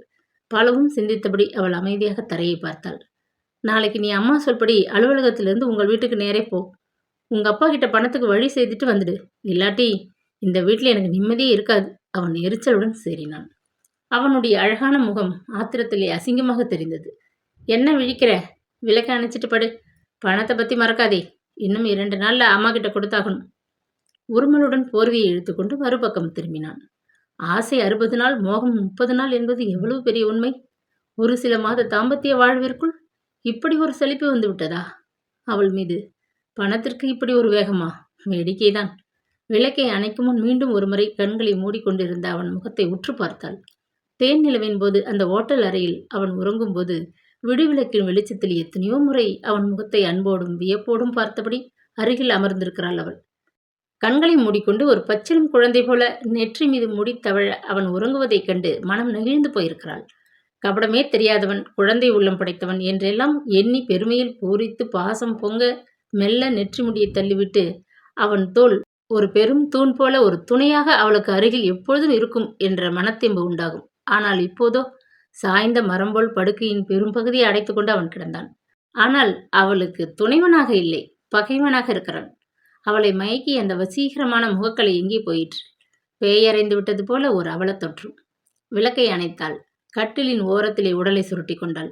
மனதில் எப்போவோ எங்கேயோ படித்த ஒரு கதை நினைப்பில் விரிந்தது. இயேசுவின் குழந்தை பருவத்தை படத்திலே தீட்ட விரும்பிய ஓவியன் ஒருவன் அன்னை மடியில் அமர்ந்திருக்கும் ஞான குழந்தையை சித்தரிக்க ஒரு மாடலை தேடிக்கொண்டு திரிந்தான். எத்தனையோ குழந்தைகளின் முகங்களை பார்த்தான். ஏதும் திருப்தி அளிக்கவில்லை. முடிவில் எங்கேயோ ஒரு குடிசை பகுதியில் அழுக்கு படிந்த மேனியும் கிழிந்த சொக்காயும் பரட்ட தலையுமாக விளையாடி கொண்டிருந்த ஒரு சிறுவனை கண்டான். அந்த முகத்தின் அழகு கண்களில் கவர்ச்சி அவனையும் கவர்ந்தது. அந்த சிறுவனை மாடலாக வைத்து ஞான குழந்தையை அற்புதமாக வரைந்து விட்டான் ஓவியன். முகத்தில் என்ன கலை, கண்களில் என்ன அருள், பிரமாதம்! ஓவியத்தை புகழ்ந்து விமர்சித்தனர் பலர். பல ஆண்டுகளுக்கு பின்னர் அதே ஓவியன் இயேசுவை சிலுவையில் அறைய காட்டி கொடுத்த யூதாஸ் என்ற பாதகனை படமாக வரையவும் ஆசை கொண்டான். ஒரு கொடூரமான முகம் வேண்டும் என்று தேடி அலைந்தான். அப்போது சிறு குழந்தையை அடித்து இம்சித்துக் கொண்டிருந்த ஒரு அழுக்கு பிடித்த ஏழை மனிதனின் முகம் அவனை கவர்ந்தது. முகத்திலே என்ன குரூரம்! வியப்புடன் அவனை தனது மாடலுக்காக காசு கொடுத்து ஏற்பாடு செய்தான். படம் வரைந்தாயிற்று. விடைபெற்று கொண்டு எழுந்த அந்த கொடூர முகத்தான் சிரித்தான். இது எனக்கு இரண்டாவது அனுபவம். நான் சிறுவனாக இருக்கும்பொழுது என்னை ஒரு ஓவியர் படம் வரைய மாடலாக்கி கொண்டார். இப்பொழுது நீங்கள் மறுபடியும் என்னை இந்த வயதில் மாடலாக்கி கொண்டீர்கள். ஓவியன் அதிர்ந்து போனான். இருவரும் ஒரே ஆசாமியா? அப்போது இயேசுவை கண்ட அதே முகத்தில் இப்போது யூதாசா? மனதில் உணர்வுகளை பிரதிபலிக்கும் கண்ணாடிதான் முகம். ஓவியன் அதிசயப்பட்டானாம். தேன் நிலவின் போது அவளின் மனம் கவர்ந்த அதே வசீகரமான முகம் இப்பொழுது கலை இழந்து கொடுமையாக தெரிந்ததன் காரணம் அவனது மனதில் மண்டியிட்டு கொண்டு நிற்கும் கோணலான சிந்தனைகள் தான். இந்த தவறான சிந்தனைகள் மாறி இவர் நல்லவராக மாறமாட்டாரா? கடவுளே! தனக்குள் எண்ணி குமைந்தவளாய் கண்களை இறுக்கமாக மூடிக்கொண்டு உறங்க முயன்றாள். மாண்டரின்ஷிப் சாலைக்குள்ளே ஸ்கூட்டரை அவன் செலுத்தி கொண்டு போகும்போதே அவன் தொணத்தொணப்பு தொடங்கியது. அம்மா சொன்னதை மறக்காதே. இன்னைக்கு ஒரு முடிவோட உங்க அப்பாவை பார்த்துட்டு வா. சரணாலயா முன்னால் நிறுத்திய போது கூட மறுபடியும் அதையே பேசி நினைவுறுத்தினான் விக்ரம். அன்று அவளுக்கு அலுவலகத்தில் வேலை ஓடவில்லை. மாமியாரும் கணவனும் வற்புறுத்தி சொன்ன பின்னர் அவள் பிறந்த வீட்டுக்கு போயே ஆக வேண்டும். நேரடியாக அவள் போய்விட்டால் மட்டும் அப்பாவால் பணத்தை புரட்டி சட்டென கொடுத்து விட முடியுமா? வெறுங்கையுடன் திரும்பிவிட்டால் மருமகளுக்கு கங்கா எத்தகைய வரவேற்பு கொடுப்பாள்? விக்ரம் என்ன செய்வான்? அதற்கு பின் அவளிடம் இன்னமும் கடுமையாக நடந்து கொள்வானோ? இந்த ஒரு பிரச்சனை தீராவிட்டால் அவளுக்கு வருங்காலமே இல்லையா? பலவும் எண்ணி மனம் நொந்தாள் அவள். உடம்புக்கு என்னம்மா? தலைமை கணக்கர் கூட பரிதாபத்தோடு கேட்டுவிட்டார். அந்த வாய்ப்பை நழுவ விடாது அவள் அன்று பகல் தனக்கு விடுப்பு வேண்டும் என்று கேட்டுக்கொண்டாள். காய்ச்சலா படுத்துடாதேம்மா. ஆடிட்டர் வந்து கணக்குகளை பரிசீலனை செய்கிற நாள் நெருங்கிட்டு வருது. ரொம்ப வேலை குமிஞ்சு கிடக்கு. அதனால இன்னைக்கு நல்லா ஓய்வு எடுத்துட்டு நாளைக்கு உற்சாகமா வந்து கணக்குகளை எல்லாம் சீக்கிரம் ஒழுங்கு செய்திடமா அன்போடு உத்தரவு கொடுத்தார். பகல் உணவின் போது அவள் சாப்பிடாத புறப்பட்டாள். அவசரமாக பிசைந்து பொட்டலம் கட்டி வந்த தயிர் சோற்றை வாயில் பக்கம் நின்ற ஒரு பிச்சைக்காரனிடம் போட்டுவிட்டு பஸ் நிலையத்தை நோக்கி வேகமாக நடந்தாள். மழைக்காலம் என்ற போதிலும் வெயில் மண்டையை பிளந்தது. அந்த வேளையில் பஸ்ஸில் அதிக கூட்டம் இல்லை. நிம்மதியாக இருக்கையில் சாய்ந்தபடி அப்பாவிடம் பேசப்போவதை பற்றி வழிநெடுகிலும் சிந்தித்துக் கொண்டிருந்தாள். நிறுத்தத்திலிருந்து அவர்கள் வசித்த பகுதிக்கு கொஞ்ச தூரம் நடக்க வேண்டியிருந்தது. பங்களாக்களும் பெரிய கட்டடங்களும் நகர்களும் காலனிகளும் உருவாகி மிகவும் முன்னேற்றம் அடைந்துவிட்ட அடையாறில் அவர்கள் வசித்த பகுதி அந்த காலத்து நிலையோடு அடுத்தடுத்து ஓட்டு வீடுகளுடன் இன்னமும் அதே பழைய நிலையில் இருந்தது. நாட்டு ஓடுவே இந்த பழைய கால கட்டிடம் பல காலமாக அப்பா குடியிருந்து வந்ததால் குறைந்த வாடகை இன்னமும் தொடர்ந்து இருக்க முடிந்தது. வாயில் வராந்தாவிலே அப்பா வேப்ப மரத்த நிழலில் சாய்வு நாற்காலில் உட்கார்ந்திருந்தார். அம்மா கையில் வார பத்திரிகை ஒன்றை புரட்டி கொண்டு அவர் அருகில் படி மீது ஒரு பக்கமாக உட்கார்ந்து கொண்டிருந்தாள். அந்த துருப்பிடித்த கேட்டை தெரிந்து கொண்டு அவள் நுழைவதைக் கண்டு இருவரும் திடுக்கிட்டு திரும்பினார்கள். இந்த வேளையில் இவள் எங்கே? அம்மாவின் கண்களில் கவலை. வாமா, உட்கார். அப்பா உபச்சாரமாக வரவேற்றார். மூத்த பெண் மீது அவருக்கு எப்பொழுதும் கூடுதலான ஒரு பாசம். யாருக்காச்சும் உடம்புக்கு? அம்மா எடுப்பிலேயே அவசரமாக கேட்டாள். இன்னைக்கு பகல் எனக்கு வேலை கிடையாது. உங்களை எல்லாம் பார்த்துட்டு போகலாம்னு வந்தேன். ஏன் வரக்கூடாதா? சிரித்தாள் மகள். ஆனால் அவள் மனம் பெற்றவர்களின் முகத்தை பார்த்து கனத்து போயிற்று. பணம் தட்டி கொண்டு போக வந்திருக்கிறேன் என்று முதலிலேயே அதிர்ச்சியை கொடுக்க விருப்பமில்லை. என்ன அப்படியே மலைச்சு போய் நிற்கிற? குழந்தைய உள்ள கூட்டிகிட்டு போய் கை கால் கழுவிக்கிட்டு சாப்பிட சொல்லு. பசியோடு வந்திருக்காப்புல இருக்கு. அப்பா உருகினார். கால் புண்ணு இப்ப தேவலையாப்பா? மகள் அனுதாபத்துடன் விசாரித்தபடி அருகில் வந்தாள். முன்னை விட அப்பா இளைத்து இருந்தார். தலை குப்பென்று ஒரு கருப்பு முடி கூட இல்லாது வெளுத்து விட்டது. 10 வயது அதிகரித்து விட்டது போல. தேவலைம்மா. ஆனா மருந்து செலவு தான் ரொம்ப ஆயிட்டது. எனக்கு இப்பெல்லாம் என்னை பத்தி கவலைப்படவா நேரம்? அடுத்தபடியா நிக்கிறாளே உன் தங்கச்சி. அவள் கல்யாணத்தை பத்தி தான் ரொம்ப கவலைப்பட்டுக்கிட்டு இருக்கேன். இப்ப கூட ஒரு வரன் வந்துச்சு. நல்ல இடம். தங்கச்சிக்கு அதுக்குள்ள எதுக்குப்பா கல்யாணம்? சம்பாதிக்கிற பெண்ணை அவசரப்பட்டு கட்டி கொடுக்கணுமா? சூர்யா கேட்டாள். பொண்ணு சம்பாதிக்கிறத தின்னுக்கிட்டு பொறுப்பு இல்லாமல் நான் இருக்க முடியுமா? ஒண்ணு ஒண்ணா காலத்தோட செஞ்சாதானே மதிப்பு. தீர விசாரித்து மெதுவா கட்டி கொடுங்கப்பா. தங்கச்சிக்கு அப்படி என்ன வயசாயிட்டது? தந்தை மகள் முகத்தை கவலையோடு நிமிர்ந்து பார்த்தார். என்னம்மா கேட்கிறேன், தப்பா நினைக்காதே. உன்னை உன் புருஷன் வீட்டில் நல்லா தானே வச்சுக்கிறாங்க. சூர்யா திடுக்கிட்டு போனாள். அப்பா அவள் முகத்தை பார்த்து ஊகித்து விட்டாரோ? ஏன் அப்படி கேட்குறீங்க? மழுப்பலாக சிரித்தாள். சரி, முதல்ல சாப்பிடு. உன் அம்மா உனக்கு பிடிச்ச கத்தரிக்காய் காரக்குழம்பு செய்திருக்கா. சேமக்கிழங்கு பொரிச்சு புடலங்காய் கூட்டும் செய்திருக்கா. சித்த முன்னதான் உன்னை நினைச்சுக்கிட்டோம். காரக்குழம்புனா சூர்யாவுக்கு உசுராச்சே. மருமகனும் குழந்தையும் இந்த பக்கம் வந்து நாளாச்சேன்னு நினைச்சோம். நீ உடனே வந்து நின்றதும் அசந்து போயிட்டேன். மகராசியா 100 வயசு இருமா. அப்பா 100 வயசு வாழ வேண்டுமா? சில ஆண்டு விக்ரமின் மனைவியாக நிம்மதியாக வாழ்வதற்கு 8000 ரூபாய் அவசரமாக தேவையப்பா. சொல்ல முடியாத கண்கள் பணிக்க, நெஞ்சம் துக்கம் கவ்வ அவள் போலியாக முருவளித்து கொண்டு உள்ளே சென்றாள். அதற்குள் அம்மா கூடத்திலே இலையை போட்டு இருந்தாள். கை கால் கழுவி கொண்டு சுவாதீனமாக சுவரின் மேல் சாய்ந்தபடி வழக்கமாக அவள் அந்த வீட்டு பெண்ணாக வாழ்ந்த காலத்தில் உட்காரும் இடத்தில் அமர்ந்தாள். இன்னும் கொஞ்சம் போட்டுக்குமா. அம்மா கனிவுடன் உபசரிக்க உணவு அமிர்தமாக தான் இருந்தது. சேமக்கிழங்கை அம்மா பொன் போல பொரியல் செய்திருந்த விதம் மிக சுவையாக இருந்தது. அம்மா வெறும் பழஞ்சோற்றில் மோரை ஊற்றி கொடுத்தாலும் அந்த உணவிற்கே தனி சுவை. அன்பும் பரிவுமாக அன்னை குழந்தைக்கு ஊட்டும் அமுதம் அது. கையை கழுவ பின்பக்கம் அவள் சென்றதும் அப்பா கூடவே நிழலாக ஓடி வந்தாள். குழாயில் இப்ப தண்ணி வரதே, மறந்துட்டியா? இந்தா. நீர் நிறைந்த சொம்பை மகளிடம் நீட்டினாள். கையை கழுவி மெல்ல வாயை துடைத்தபடி துணிவை திரட்டி கொண்டாள் மகள்.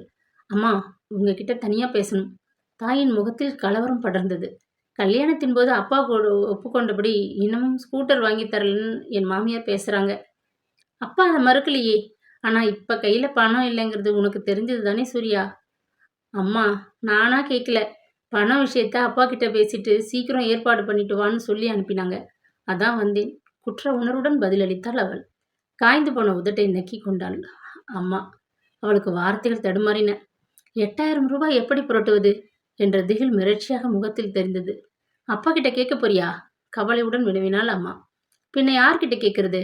அப்பா தானே தன் நிலைமைக்கு மீறி வாக்கு கொடுத்துட்டு தானும் திண்டாடுகிறார். என்னையும் திண்டாட வச்சுட்டார். என்னம்மா சொல்ற? புரியும்படியா பேசேன். என் வீட்டுக்காரர் காத்திருக்க முடியாமல் அவங்க அம்மா கிட்ட கேட்டு 8000 ரூபாய் கடனை வாங்கி ஒரு ஸ்கூட்டர் வாங்கிட்டார். இப்ப என் மாமியார் அந்த பணத்தை உடனடியாக கீழே வையின்னு மகனையே கிட்டி போடுறாங்க. மகன் என்ன இங்கே நெட்டி தள்ளி அனுப்பியிருக்கார். 1 வார காலத்துல கொடுத்தா கூட போதும்னு சொல்ல சொன்னார். 1 மாதம் தவணை கொடுத்தா கூட பணம் கிடைக்காதேம்மா. அப்பா உடம்ப கவனிச்ச டாக்டர் பில்லே இன்னமும் அடைக்கல. இத்தோட உன் தங்கச்சிக்கு வந்திருக்கிற வரன் ஒழுங்காச்சுன்னா கல்யாண செலவுக்கு எங்கே போகும்னு பயமா இருக்கு. இந்த நிலையில் அம்மாவின் குரல் தடுமாறியது. இப்ப எங்க பிறந்த வீட்டுல 8000 கொடுக்க வகை இல்லைன்னு சொல்லிடுறேன். ஐயோ சூர்யா, உன் மாமியார் கோவிச்சுக்கிட்டு உன்னை கொடுமைப்படுத்தினா? பாவிங்க. இந்த பணத்துக்காக உன்னை அவமானப்படுத்தினா? நீ கண் கலங்கி தவிச்சா என் மனசு கேட்குமா? பெத்தவளாச்சே நான். அம்மா கண்களில் நீர் பொங்கியது. கொஞ்சம் இடிச்சு பேசுவாங்க. பேசட்டும், பொறுத்துக்கிறேன். மகள் துயரத்தோடு புன்னகைத்தாள். வேண்டாம், நீ பணத்துக்காக அவங்க கிட்ட பேச்சு கேட்க வேண்டாம். எனக்கு ஒரு யோசனை தோணுது. அப்பாவுக்கோ வேற யாருக்கும் தெரிய வேணாம். அம்மாவை வியப்போடு பார்த்தாள் அவள். என் கழுத்துல கிடக்கிற இந்த சரடு 10 பவுனுக்கு அப்பா செஞ்சது. இன்னைய விலைக்கு கட்டாயம் 8000க்கு மேல கிடைக்கும். அவிழ்த்து தரேன். நம்ம சவுகார்பேட்டை சேட்டு தீன்லால் கிட்ட போயிட்டு அம்மா அனுப்பினாங்கன்னு சொல்லு. உடனடியாக ரொக்கமா பணம் கொடுத்துருவாரு. உங்க மாமியார் கையில உடனே கொண்டு போய் கொடு. பிறகு பாரு, வாயில பல்லு போட்டு பேச மாட்டா. அம்மா அதே வேகத்தில் தன் கழுத்தில் கிடந்த தாலி சரடை கழட்டி எடுக்கலானாள். திடுக்கிட்டு பதறிய மகள், அம்மா தாலி சரடு, அதை போய் அலறினாள். என் மாமியார் வீட்டில் போட்டது. அப்பாவுக்கு திடீர்னு உடம்புக்கு அதிகமாயிட்டா இதை விற்று தான் அவருக்கு வைத்தியம் செய்யணும்னு மனசுக்குள்ள நினைச்சிக்கிட்டு இருந்தேன். தங்க சரட்டில் போட்டாதான் தாலியா? மஞ்ச கயிற்றுல தாலியை கொத்து போட்டுக்கிட்டு இதை வித்துடலாம்னு நினைச்சேன். அப்பா உசுரோடு இருந்து இந்த பூவும் பொட்டும் எனக்கு நிலைச்சா அதுவே போதுமா. அம்மாவின் குரல் உடைந்தது. சூர்யா கண் கலங்கி போனாள். மகளின் வாழ்விற்காக, அவளது அமைதிக்காக தாலி சரடியே விற்கவும் அம்மா துணிந்து விட்டாள். சட்டென அருகில் நெருங்கி அம்மாவை கட்டி கொண்டாள். அம்மா, இன்னொரு தடவை இது போல பேசாதீங்க. உங்களை நான் எப்பவும் பூவும் பொட்டுமா இப்படியே பார்க்க ஆசைப்படுறேன். பணத்தை பத்தி கவலைப்படாதீங்க. நான் சமாளிச்சுக்கிறேன். விம்மி அழுது விட்டாள். உள்ளே அப்பாவின் இருமும் குரல் கேட்டதும் சட்டென பிரிந்து கண்களை இருவரும் துடைத்துக் கொண்டனர். அவருக்கு காப்பி நினைப்பு வந்துட்டது. அதுக்காக அப்படி குரல் கொடுக்கிறார். அம்மா சிரித்துக்கொண்டே நகர்ந்தாள். பச்சை தண்ணீரில் முகத்தை கழுவி துடைத்துக்கொண்டு சுவர் ஓரமாக வளர்ந்து நின்ற புரோட்டன்ஸ் செடியை பார்த்தபடி சிந்தித்தாள். கணவனுக்கு பணத்தை பற்றி என்ன பதில் சொல்லப் போகிறாள் அவள்?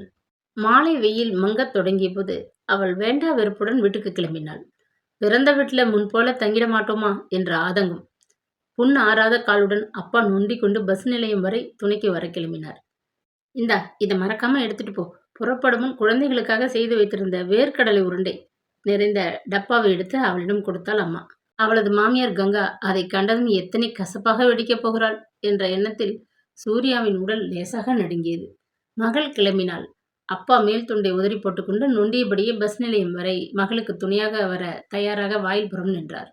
நடையை தாண்டுமின் அம்மா ரகசிய குரலில் சொன்னாள், எந்த காரணத்தை கொண்டும் சண்டை பிடிச்சுக்கிட்டு வந்துடாதே. கொஞ்சம் பொறுமையா இரு. புருஷன் வீட்டில் பெண்கள் இருக்கிறது தான் மதிப்பு. எத்தனையோ பாடுபட்டு பெற்றவங்க பெண்களுக்கு வாழ்க்கையை தேடி கொடுக்குறாங்க. சில சமயம் ஏதேனும் ஏற்றத்தாழ்வுகள் இருக்கலாம். அம்மா, நீங்கள் அந்த காலத்து பெண். பொறுமை பொறுமைன்னு உபதேசிக்க மட்டும்தான் உங்களுக்கு தெரியும். மனதினுள் எண்ணியபடி தலையை அசைத்துவிட்டு கிளம்பினாள். மருமக பிள்ளை கையில் கொடு.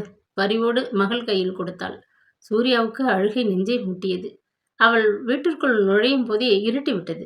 ஆனால் வழக்கம் போல இரைச்சல் இல்லாது வீட்டிலே ஒரு அமைதி. அப்பாவிடம் பணம் இப்போது இல்லை என்று அவனிடம் உண்மையை சொல்லியாக வேண்டும். அதை கேட்டதும் அவன் முகத்திலும் வார்த்தைகளிலும் என்ன விதமான ஆவேசம் உதிக்குமோ? மாமியாருக்கு என்ன பதில் சொல்லப் போகிறாள்? 8 வீடு அதிர இரைச்சலிட்டு பேசுவாளே. அந்த அவமானத்தை எப்படி சமாளிப்பது? மெல்ல செருப்புகளை கழற்றிவிட்டு முன்னறைக்குள் வந்தபோதுதான் அவளுக்கு மூச்சு விட முடிந்தது. உள்ளே இருந்து அவள் கணவன் வந்தான். அட, நீ வந்தது கூட தெரியலையே. இப்பதான் வந்தியா? வரவேற்பு பலமாக தான் இருந்தது. முகம் கை கால் கழுவிட்டு சமையல் அறை மேடை மீது ஆப்பிளையும் டப்பாவையும் வைத்துவிட்டு வந்தாள். அப்பாவும் அம்மாவும் தங்கையும் 3 பேரும் ஒரு கல்யாணத்துக்கு போயிருக்காங்க. விக்ரம் முகத்தில் லேசான புன்னகை கேற்று. தனிமையாக அவர்கள் இருவரும் இருக்கிறார்கள். சரியான சமயம். அவள் தாங்கோனா பரபரப்புடன் உள்ளே சென்றாள். ஆப்பிளை துண்டமிட்டு ஒரு தட்டில் வைத்தாள். அத்துடன் 2 கடலை உருண்டைகளையும் எடுத்துக்கொண்டு முன்னறைக்கு வந்தாள். நீங்கள் கூட இப்பதான் வந்திருப்பீங்க. இதை சாப்பிடுங்க. காஃபி எடுத்துக்கிட்டு வரேன். வேண்டாம், டிஃபன் சாப்பிட்டுட்டே வந்துட்டேன். ஆமாம், போன காரியம் என்னாச்சு? இதெல்லாம் என்ன? அப்பா உங்களுக்கு ஆப்பிள் கொடுத்து அனுப்பினார். அம்மா கொஞ்சம் கடலை உருண்டை கொடுத்தாங்க. வெட்கத்துடன் சிரித்தாள். பண சமாச்சாரம் என்னாச்சு? விக்ரம் விடாது கேட்டான். இப்போ அப்பா கிட்ட பணம் இல்லையாம். கொஞ்சம் பொறுத்துக்க சொன்னார். அவள் முடிக்கும் முன் படார் என்று அவள் முன்னால் இருந்த முக்காலியை கோபத்துடன் தட்டிவிட்டான் விக்ரம். ஆப்பிள் துண்டங்களும் கடலை உருண்டங்களும் நாலாபுரம் சிதறி தரையில் ஓட தட்டு டக என ஓசையுடன் ஒரு மூலையில் போய் அடங்கியது. அவமானத்தால் உடல் குறுகி போனாள் சூர்யா. சிதறியவற்றை விரைவாக பொறுக்கி எடுத்தாள். அதிர்ச்சியுடன் அவனை வெறித்தாள் அவள். சாப்பிட்ற பொருள் மீது கோபத்தை காட்டுறது தப்பு. ஒரு பிடி சோத்துக்குத்தான் நான் நாள் முழுவதும் உழைக்கிறோம். போதும், வாயை மூடு சீறினான் அவன். சமையல் அறை மேடை மீது தட்டை கொண்டு வைத்த அவளால் அழுகையை அடக்கவே முடியவில்லை. வாய் விட்டு விம்மி அழுதாள்.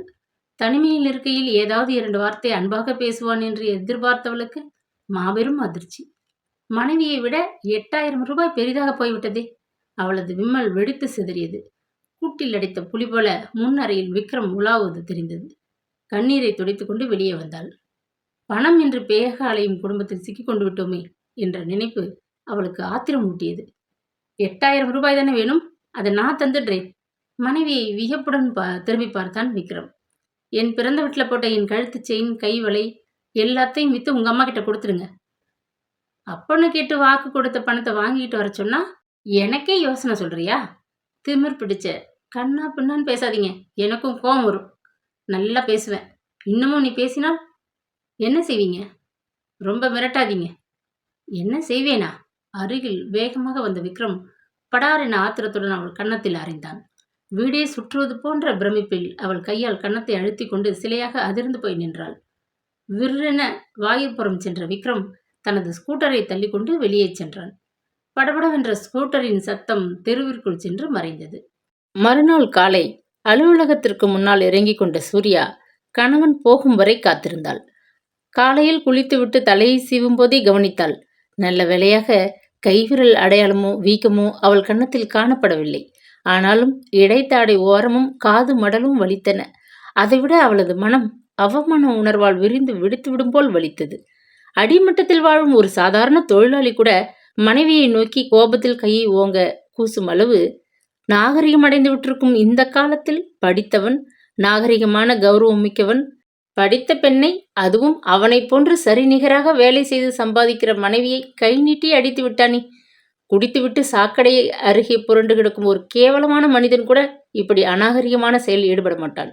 மனைவியை அடிக்கும் அளவு விக்ரம் மகா மட்டமாக இறங்கிவிட்டானே.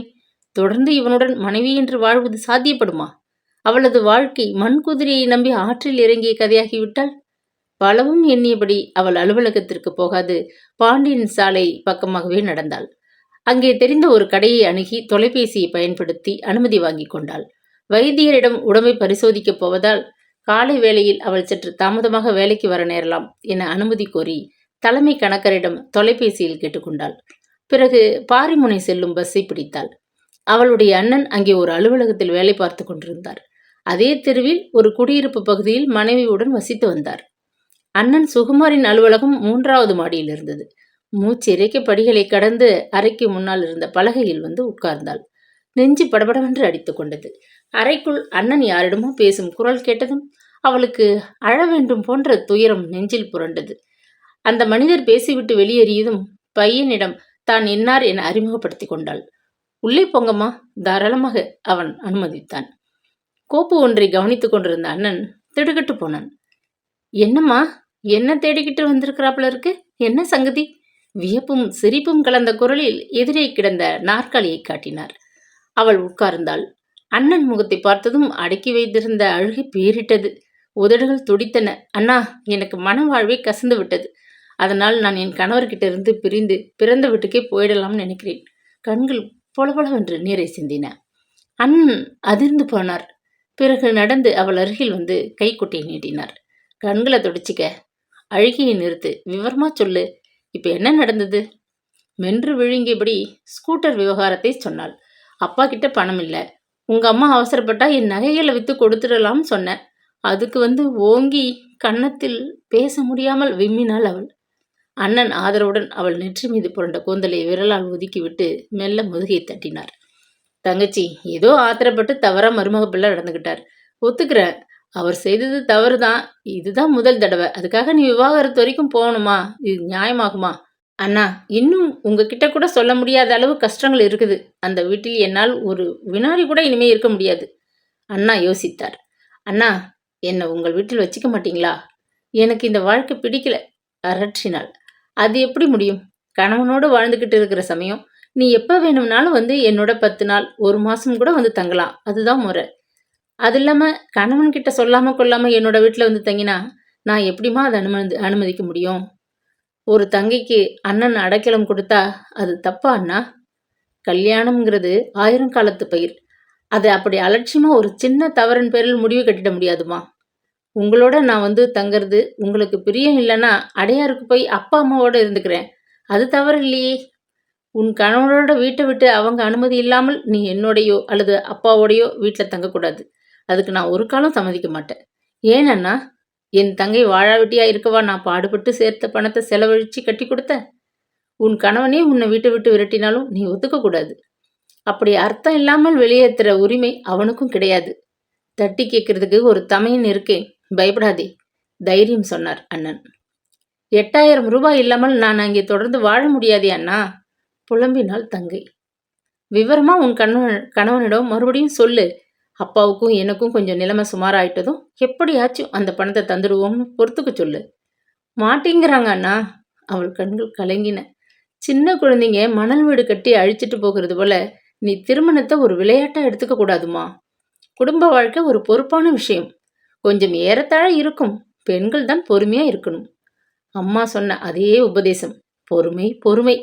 இவர்கள் எல்லோரும் எளிதாக கூறிவிட்டார்கள். ஆனால் வார்த்தைகளால் குத்தி குதிரி அவளது புக்ககத்து மனிதர்கள் அவளை சித்திரவதை செய்யும் பொழுது அவள் எப்படி பொறுமையை கடைபிடிக்க முடியும்? கண்ணீரை துடைத்து கொண்டாள். அண்ணன் வரவழைத்து அளித்த காஃபியை பருகினாள். கிளம்பிவிட்டாள். வெளியே மாடிப்படி வரை அண்ணன் வந்து வழி அனுப்பினார். கூடவே பேசியபடி வந்தார். இது 2 குடும்பத்தாரையும் பாதிக்கும் கௌரவ பிரச்சனை. மறக்காதே. மறந்து போய் கூட விவாகரத்து என்று பேசிவிடாதே. கண்ட கண்ட புத்தகங்களை படிக்கிற விபரீதம் உன் மூளை குழம்பி இருக்கு. என்ன கஷ்டம் வந்தாலும் சமாளிக்க தெரிஞ்சுக்கோ. கணவனை பிரிஞ்சு பிறந்த வீட்டுக்கு வரும் யோசனையை கட்டோடு கைவிட்டுடு. உங்கள் அண்ணி கேட்டா அதிர்ந்து போயிடுவா. அப்பாவுக்கு ஹார்ட் அட்டாக்கே வந்துடும். உனக்கு பின்னால் இருக்கும் இன்னொரு தங்கச்சிக்காரின் வாழ்வை பத்தி யோசிமா. உன்னால் அவள் வாழ்க்கை பாதிக்கப்படக்கூடாது. அலுவலகத்திற்கு வந்து உட்கார்ந்த பின்னும் வெகு நேரம் வரை அண்ணனது நீண்ட உபதேசம் காதுகளில் ஒலித்து கொண்டே இருந்தது.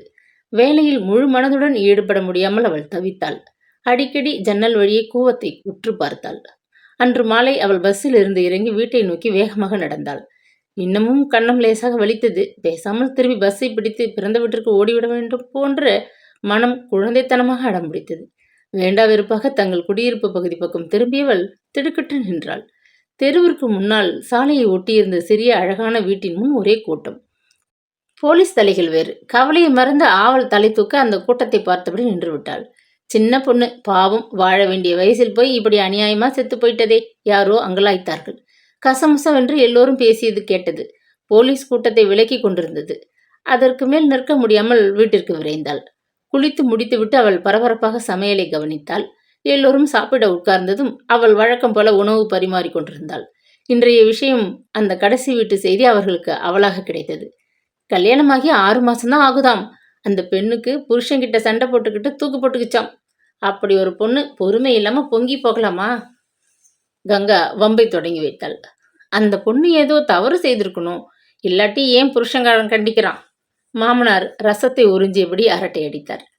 இல்லம்மா, நம்ம வேலைக்காரி வள்ளி வந்து சொல்லிட்டு போச்சு. ஏதோ வரதட்சணை தகராறாம். அவங்க பிறந்த வீட்டில் சீர் செய்யலை. அதை பத்தி மாமியார் கேட்டாலாம். அவமானம் தாங்காமல் தூக்கு போட்டுக்குச்சாம் அந்த பொண்ணு. அப்பளத்தை நொறுக்கியபடி விஷயத்தையும் வேடிக்கையாக நொறுக்கினான் குமார் சிரித்தபடி. கல்யாணம் செய்துக்கிற இளம் பெண்கள் தற்கொலை செய்துக்கிறது பேஷனாகிவிட்டது. இப்படி கொஞ்ச நாளைக்கு முன்ன டெலிஃபோன் ஹவுஸ் மாடி கட்டடத்துல இருந்து குதிச்சு ஒரு பொண்ணு செத்துதுன்னு பத்திரிக்கையில் போட்டிருந்துச்சு. சில நாளைக்கு முன்ன கோடம்பாக்கத்தில் ஒரு பொண்ணு மண்ணெண்ணெய் மேலே ஊற்றிக்கிட்டு நெருப்பை வச்சுக்கிட்டு செத்துதா படித்தோம். இவங்கெல்லாம் ஏன் தான் இப்படி பயங்கரமாக சாகணுமோ? மைத்துனன் நிறுத்தினான். சூர்யா அவனை பார்த்தாள். என்ன கேட்டிருந்தால் பேசாமல் இவங்களுக்கெல்லாம் ஆளுக்கு ஒரு புட்டி தூக்க மாத்திரையை கொண்டு வந்து கொடுத்துருப்பேன். நிம்மதியாக ஒரே தூக்கமாக தூங்கியிருப்பாங்களே. பகபகவென்று உறக்க சிரித்தான் அவன். சூர்யா நடுங்கி போனாள். அவள் கணவன் விக்ரமை விட இவன் மகா கொடுமைக்காரன் போல இருக்கிறான். பெண்களை பற்றி எத்தனை மட்டமான அபிப்பிராயம் இவனுக்கு! எத்தனை அகம்பாவமாக பேசுகிறான்! நாளைக்கு இவனுக்கு ஒருத்தி மனைவியாக வரட்டும். அவளுக்கு மாத்திரை கொடுத்து யமலோகத்திற்கு அனுப்பி வைக்க உதவட்டும். அப்பொழுது இவன் பாடு தெரியும். கிராதகன், சண்டாளன், ஒரு உயிரை பற்றி எத்தனை கேவலமாக பேசுகிறான்! மனதில் குழறியபடி உள்ளே போய்விட்டாள். விக்ரம் மற்றும் அன்று இனோ வாயை திறக்கவில்லை. ஆனாலும் அவளுக்கு கணவன் மீது ஏற்பட்டிருந்த கோபம் தளரவில்லை. அடுத்த நாள் காலையில் அவள் வேலைக்கு புறப்படும் முன் கங்கா தொடங்கினாள். உங்க அப்பாவை கேட்டு பணத்துக்கு ஏற்பாடு செய்துட்டு வான்னு சொன்னா நீ குறுக்கு யோசனை சொன்னியாமி. உனக்கு என்ன நெஞ்செழுத்து இருந்தா உன் நகைகளை வித்து கடன் அடைக்க சொல்லியிருப்ப என்று கூச்சலிட்டாள். அப்பா கிட்ட கொடுக்க இப்ப கைவசம் பணம் இல்லை, அதனால சொன்னேன். அடிக்குரலில் முனகினாள் சூர்யா. எனக்கு அதெல்லாம் தெரியாது. இன்னும் 4 நாளைக்குள் பணம் கைக்கு வந்துடணும், சீறினாள் கங்கா. அப்பா கிட்ட இல்லாததை எப்படி கொண்டு வர முடியும்? குறுக்கே வாயாடாதே, எனக்கு பிடிக்காது. உங்க அப்பன் பணம் கொடுக்குற வரைக்கும் உன் பிறந்த வீட்டை விட்டு நகராதே. இந்த ஞாயிற்றுக்கிழமை போய் பிறந்த வீட்டில் போய் உட்காரு. பணம் கிடைக்கிற வரை இங்கே வராதே, அவ்வளவுதான். கங்கா முடித்து விட்டாள்.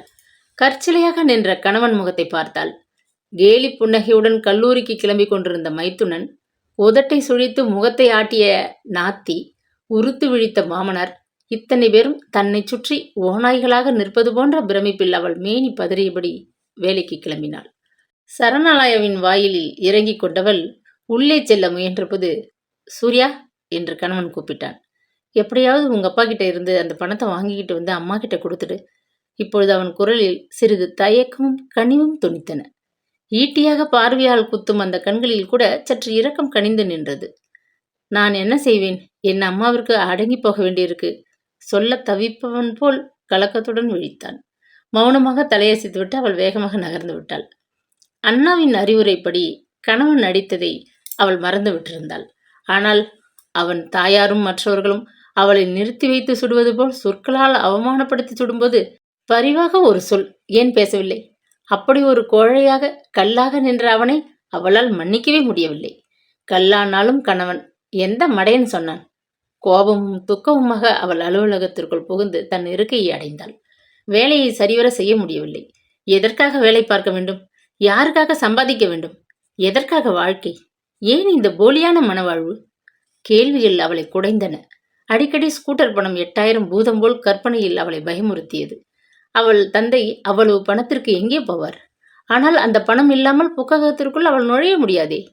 பிறந்த வீட்டில் தங்கிவிடலாம் என்றாலும் பெற்றவர்களும் உடன் பிறந்தவர்களும் ஒப்புக்கொள்ள மறுக்கிறார்களே. ஐயோ, அவள் எங்கே போவாள்? திடீரென்று அவள் மனதில் அந்த பயங்கர சிந்தனை உருவாகியது. அது பெரியதாகி பெரியதாகி அவளையே வியாபித்தது. எங்கு போனாலும் சுவர் போல பிரச்சனைக்கு தீர்வு இல்லாத அவள் தடுமாறியபடி, இப்படி ஒரு வாழ்வு வாழ வேண்டியது அவசியம்தானா என்ன? டெலிஃபோன் ஹவுஸ் பெண்ணுக்கும் கோடம்பாக்கத்து பெண்ணுக்கும் ஏற்பட்ட துணிவு அவளுக்கு இல்லையா? அவளுக்கு மட்டும் வாழ்க்கை என்ன அப்படி வெள்ளமாகவா இனித்து கிடக்கிறதா? உயிரை பிடித்துக்கொண்டு நரக வேதனையில் நாளை கழிக்க தத்தளிக்க வேண்டிய அவசியம்தான் என்ன? இன்று அவள் வீட்டிற்கு திரும்ப போவதில்லையா? இனி என்றுமே திரும்ப முடியாத ஒரு வீட்டுக்கு போய்விட வேண்டும். அதுதான் அவளது பிரச்சனைக்கு சரியான தீர்வு. நெற்றி மீது துளிர்த்த வியர்வையை துடைத்துக் கொண்டு எழுந்தாள். அலுவலகம் முடிந்து எல்லோரும் அவசரமாக லிப்டிற்காக வராந்தாவில் ஓடிக்கொண்டிருந்தனர். அவளுக்கு எந்த அவசரமும் இருக்கவில்லை. மெல்ல நிதானமாக நடந்தாள். படிகள் இருந்த பக்கமாக மாடியின் 7வது தளத்திற்கு ஏறி மெல்ல மொட்டை மாடிக்கு வந்தாள். சேலை தலைப்பு காற்றில் படபடத்தது. குபீர் என்று நடுவே கூவத்தின் மனதை வாரிக்கொண்டு வீசும் காற்று அன்று சுத்தமாக சில்லென்று சுகமாக இருந்தது. கைப்பிடிச்சுவர் ஓரமாக வந்து நின்றாள். இதுவரை அவள் அந்த கடைசி மாடி மீது நின்று வேடிக்கை பார்த்ததே கிடையாது. காலையில் அலுவலகத்திற்கு வருவதும் மாலையில் விழுந்து அடித்துக்கொண்டு பஸ்ஸை பிடிக்க ஓடுவதுமாக பொழுது சரியாக இருந்தது. இப்பொழுது நிதானமாக சுற்றுப்புற சூழ்நிலையை கவனிக்க முடிந்தது. சரணாலயாவின் பின்புறத்தில் கூவம் அமைதியாக அந்தி மயக்கும் நேரத்தில் யமுனை போல வெள்ளி படலம் போல அத்தனை அழுக்குகளையும் உள்ளே மறைத்து கொண்டு மெல்ல நகர்ந்து கொண்டிருந்தது. அதன் கரைக்கும் கட்டிடத்திற்கும் 50 அடி அளவு புல்லும் புதருமாக பச்சை பசையல் என்று பாய் விரிந்திருந்தது. அந்த புல்வெளியில் நிம்மதியாக சில எருமை மாடுகள் மேய்ந்து கொண்டிருந்தன. கூவத்தின் மேல் போடப்பட்ட சிறு பாலத்தை தாண்டி பாண்டியன் சாலையிலும் கல்லூரி சாலையிலும் கார்கள் ஊர்ந்து கொண்டிருந்தன. கூவத்தின் கரையை ஒட்டினாற்போல் ஓடிய கிரீம்ஸ் சாலையில் பெரிய லாரிகள் பெருத்த ஓசையுடன் ஓடிக்கொண்டிருந்தன. வலப்பக்கம் திரும்பினால் கொஞ்ச தூரத்தில் பொருட்காட்சி சாலை. பச்சை மரங்கள் நடுவே பளிச்சிட்டன. மெல்ல நடந்து முன்பக்கம் வந்தாள். கமாண்டர் இன் சீஃப் காலையில் வாகனங்கள் சங்கிலியாக ஊர்ந்தன. இடப்பக்கம் சற்று தொலைவில் IPM கட்டடமும் கொச்சின் ஹவுஸும் தெரிந்தன. இன்னொரு புறம் அண்ணா சாலையில் இருந்த வானை முட்டி நின்ற LIC கட்டிடம் கடலை மறைத்தபடி காலை பரப்பில் நிற்கும் அரக்கன் போல் காட்சியளித்தது. மாலை பொழுது மெல்ல மெல்ல அடங்குவதை உணர்ந்தாள். நெஞ்சு படபடவென்று கூவம் ஆற்று பக்கம் வந்து எட்டி பார்த்தாள். உடல் சிலிர்த்து போயிற்று. அங்கிருந்து குதித்தால் கட்டாயம் மண்டை சிதறி அந்த கணமே உயிர் போய்விடும். ஆனால் குதித்த வேகத்தில் உடல் சுருண்டு புல்தரையை தாண்டி கூவத்திற்குள் விழுந்து விட்டால் கூடாது. கல்யாணம் என்கிற பாழும் கிணற்றில் அவள் உயிரோடு குதித்திருக்கிறாள். அதுவே போதும். செத்த பிறகு அவள் உடல் கூவத்தில் விழுந்து குளிக்க வேண்டுமா? ஊரில் உள்ள அத்தனை சாக்கடையும் அவள் உடலை தீண்டணுமா? முடிவு முன்பக்கத்திலே கமாண்டர் இன் சீஃப் சாலைக்குள் கடைகளுக்கு முன் குதித்தால் கிரீச் என்று வண்டிகள் நிற்கும். நடைபாதையில் போகும் மக்கள் அலறி கொண்டு நிற்பார்கள். ஒரே கூட்டம். சாலை எங்கும் ரத்தம் நாலாபுரமும் வழியே ஒரு ரணபிண்டமாக கிடப்பாள். உரு தெரியாமல், யார் இது? பெண் போல் இருக்கு. போலீஸில் சொல். கத்தல். நகருங்கோ நகருங்கோ. துக்கம் தொண்டை அடைக்க கண்கள் கலங்க கைப்பிடிச்சவர் மீது அருகே நின்றாள் அவள். 23 ஆண்டு வளர்ந்தவளாய் சூர்யா, இன்றோடு உன் அத்தியாயம் முடிந்துவிட்டது. மனம் முணுமுணுக்க கீழே பார்த்தாள். அதற்குள் சாலை விளக்குகள் எரிகின்றனவே. தன்னை சுற்றிலும் பார்த்தாள். ஐயோ, இருட்டி விட்டதே. அப்பொழுதுதான் அவள் காதுகளில் அந்த காலடி யோசை. யாரோ மிக அருகில் வருவது போன்ற கிளி உணர்வு. சாவை நினைத்து கொண்டு அவள் 7ஆம் மாடிக்கு வந்திருந்தாள். யாரோ அவளை பார்த்து விட்டிருக்க வேண்டும். தன்னந்தனியாக இருக்கும் அவளை அவன் கட்டாயம் அது ஒரு இளைஞனாகத்தான் இருக்க வேண்டும். தொடர்ந்து கொண்டிருந்தான். இன்னும் சில வினாடிகளில் அவளது பெண்மையை அழிக்க திட்டமிட்டு நெருங்குகிறான். ஐயோ, சாவை விட இது மிகவும் கொடுமையானது. நெஞ்சு வேகமாக துடிக்க, உடல் வியர்வை பொங்க, மூச்சு விட பயந்தவளாக அவள் மெல்ல கைப்பிடிச்சு வரும் உட்பக்கமாக நகர்ந்தாள். கூடவே அந்த காலடி ஓசையும் நகர்வதைப் போல கேட்டது. மூச்சை பிடித்துக்கொண்டு அவள் மாடி அருகே ஓடினாள். இப்பொழுது சாக நேரமில்லை. தன் பெண்மையை காப்பாற்ற வேண்டிய நேரம். படிகளில் தலைதறிக்க இருளில் இறங்கி ஓடினாள். அந்த ஆசாமியும் கூடவே ஓடி வருவது போன்ற ஒரு பிரமை. முன்னிலும் வேகமாக சுவரை ஆதாரமாக பிடித்தபடி படிகளில் ஓட்டமாக இறங்கினாள். படபடவென்று அவனது காலடி ஓசை அந்த அமைதியான கட்டடத்திற்குள் எத்தனை பெரிதாக ஒலித்தது. கீழ்த்தளத்திற்கு வந்தபோது இரும்பு கம்பி கதவை இழுத்து பூட்டி விட்டிருந்தான் கூர்கா.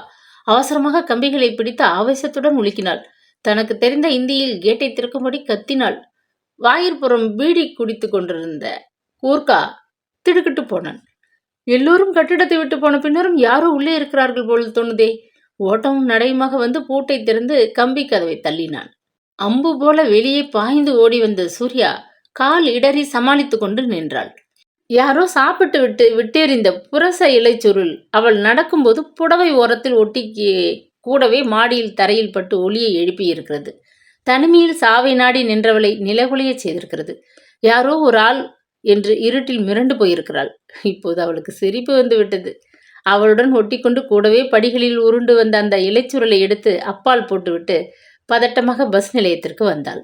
நடைபாதை மீது பூப்பந்துகளை தட்டில் வைத்துக்கொண்டு விற்று கொண்டு இருந்தான் ஒரு சிறுவன்.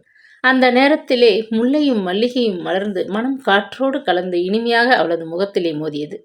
அவள் சற்று நின்று அந்த மனதை மூச்சோடு இழுத்து ரசித்தாள். ஒளிவிட்டதொரு விளக்குகளை வியப்போடு பார்த்தாள். நடைபாதை மீது சிரித்து கொண்டு பேசியபடி நகர்ந்து செல்லும் கூட்டத்தை கவனித்தாள். வாழ்க்கை சாவதற்கு அல்ல, வாழ்வதற்குத்தான் அளிக்கப்பட்டிருக்கிறது. அத்தனை பேருக்கும் வாழ இடம் அளித்த மண்ணில் அவளுக்கு மட்டும் ஒரு துளி இடம் இல்லாமலா போகும்? அவள் வாழத்தான் வேண்டும். அவளது திட்டப்படி சுதந்திரமாக உரிமையோடு வாழப்போகிறாள். ஆத்திரமும் வேகமாக பஸ்ஸில் ஏறியவள் வீட்டை மிதித்த போது மணி 8 ஆகிவிட்டது. ஏன் இத்தனை நேரம்? கங்கா இடுப்பில் கையை வைத்துக்கொண்டு அதட்டினாள். காதில் விழாதவளைப் போல் குளியல் அறை பக்கம் சென்றாள் சூர்யா. பஸ் கிடைக்க நேரம் ஆயிட்டது. வேலைக்குன்னு ஒருவர் வெளியே போனா நேரம் முன்ன பின்னதான் ஆகும். இது ஒரு கேள்வியா? பளிச்சென்று பதில் அளித்துவிட்டு சட்டென கதவை மூடிக்கொண்டாள். குழாயை திருப்பிவிட்டு நீண்ட நேரம் குளித்து கொண்டே சிந்தனையில் ஆழ்ந்தாள். அன்று இரவு வழக்கம் போல சமையலுக்கு உதவ முன் வரவில்லை. எனக்கு தலைவலிக்குது, காய்ச்சல் வரும் போல இருக்குது சொல்லிவிட்டு படுக்கை மீது சாய்ந்து கொண்டு விட்டாள். அது சமயம் பார்த்து யாரோ உறவினர்கள் நலன் விசாரிக்க வந்து விட்டனர். கங்கா தனது தாழ முடியாத கோபத்தை அடக்கிக் கொள்ள வேண்டியதாயிற்று. எரிச்சலோடு மகளை உதவிக்கு கூப்பிட்டு கொண்டாள். தனக்கு பசிக்கவில்லை என்று சூர்யா அறையை விட்டு இரவு சாப்பாட்டிற்கு எழுந்து வரவே இல்லை. விக்ரம் மெல்ல வந்து விளக்கை போட்டான். ஏனோ அவனுக்குள் ஒரு கலவரம் உருவாகிவிட்டிருந்தது. மனைவியிடம் கண்ட திடீர் மாற்றம் அவனை சிறிது அச்சுறுத்தி விட்டது. கட்டிலின் விளிம்பில் வந்து மெல்ல உட்கார்ந்து கொண்டான். சூர்யா, உனக்கு உடம்புக்கு என்ன? ஒண்ணுமில்ல, போர்வைக்குள் இருந்தபடி அவள் முணுமுணுத்தாள். காய்ச்சலா?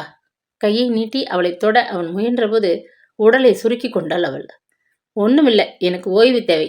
நானும் ஒரு மனித பிறவி, எந்திரம் இல்லை. சூடாக பேசியபடி அவன் கையை தட்டிவிட்டு போர்வையை நன்கு இழுத்து விட்டு கொண்டாள். இன்னமும் ஓரமாக படுக்கையில் சரிந்து உறங்கத் தொடங்கினாள். கடந்த 2 நாளாகவே விக்ரமின் மனம் சஞ்சலமடைந்திருந்தது. பணத்தை உடனே தர வேண்டும் என்று வலுக்கட்டாயப்படுத்திய தாயின் மீது அவனுக்கு கோபம். சூர்யாவிடம் தான் நடந்து கொள்ளும் முறை முற்றிலும் தவறு என்ற ஞானோதயம் ஏற்பட்டிருந்தது. அதுவும் ஆத்திரத்தில் தன் தாயின் மீது எரிந்த கோபத்தை மனைவியிடம் காட்டியதுடன் அவளை கை நீட்டி அடித்ததை எண்ணி மனதிற்குள் மருகி கொண்டுதான் இருந்தான். மௌனமாக எல்லாவற்றையும் சகித்து கொண்டு பண்புள்ள ஒரு நல்ல மனைவியாக சூர்யா வாழ்ந்து வரும்போது தான் மட்டும் அம்மாவுக்கு பின்னால் ஒளியும் கோழையாகி மனைவிக்கு பரிந்து பேச தெரியாத, நியாயத்தை ஊன்றி பார்க்க முடியாத ஒரு மட்டமான மனிதனாகிய மூடன் போல் நடந்து கொண்டு விட்டோமே என உள்ளூர வருந்தினான். இதையெல்லாம் பற்றி அவளிடம் பேச வேண்டும் என்று அவனுக்கு ஆவல். எங்கே தொடங்குவது, எப்படி என தயக்கம். அவளை மருமகளாக கொண்டு வந்து சேர்த்த அன்றிலிருந்து அம்மாவால் ஆட்டி படைக்கப்பட்டு வந்த அவனுக்குத்தான் ஒரு தனி மனிதன் என்பது கூட மறந்து விட்டிருந்தது போல் காணப்பட்டது. சூர்யா கோபமாக இருக்கிறாள், இயற்கைதானே, கொஞ்சம் விட்டு பிடிப்போம் எண்ணியவனாக படுக்கை மீது ஒருபுறம் ஒதுங்கியபடி மெல்ல படுத்தான். அன்று பகல் அலுவலகத்தில் உணவிற்கு பிறகு விமலாவும் செல்வியும் அங்காடியில் ஏதோ வாங்க கீழே இறங்கி சென்று விட்டனர். இரவு முழுவதும் சிந்தித்து சூர்யா ஒரு முடிவுக்கு வந்திருந்தாள்.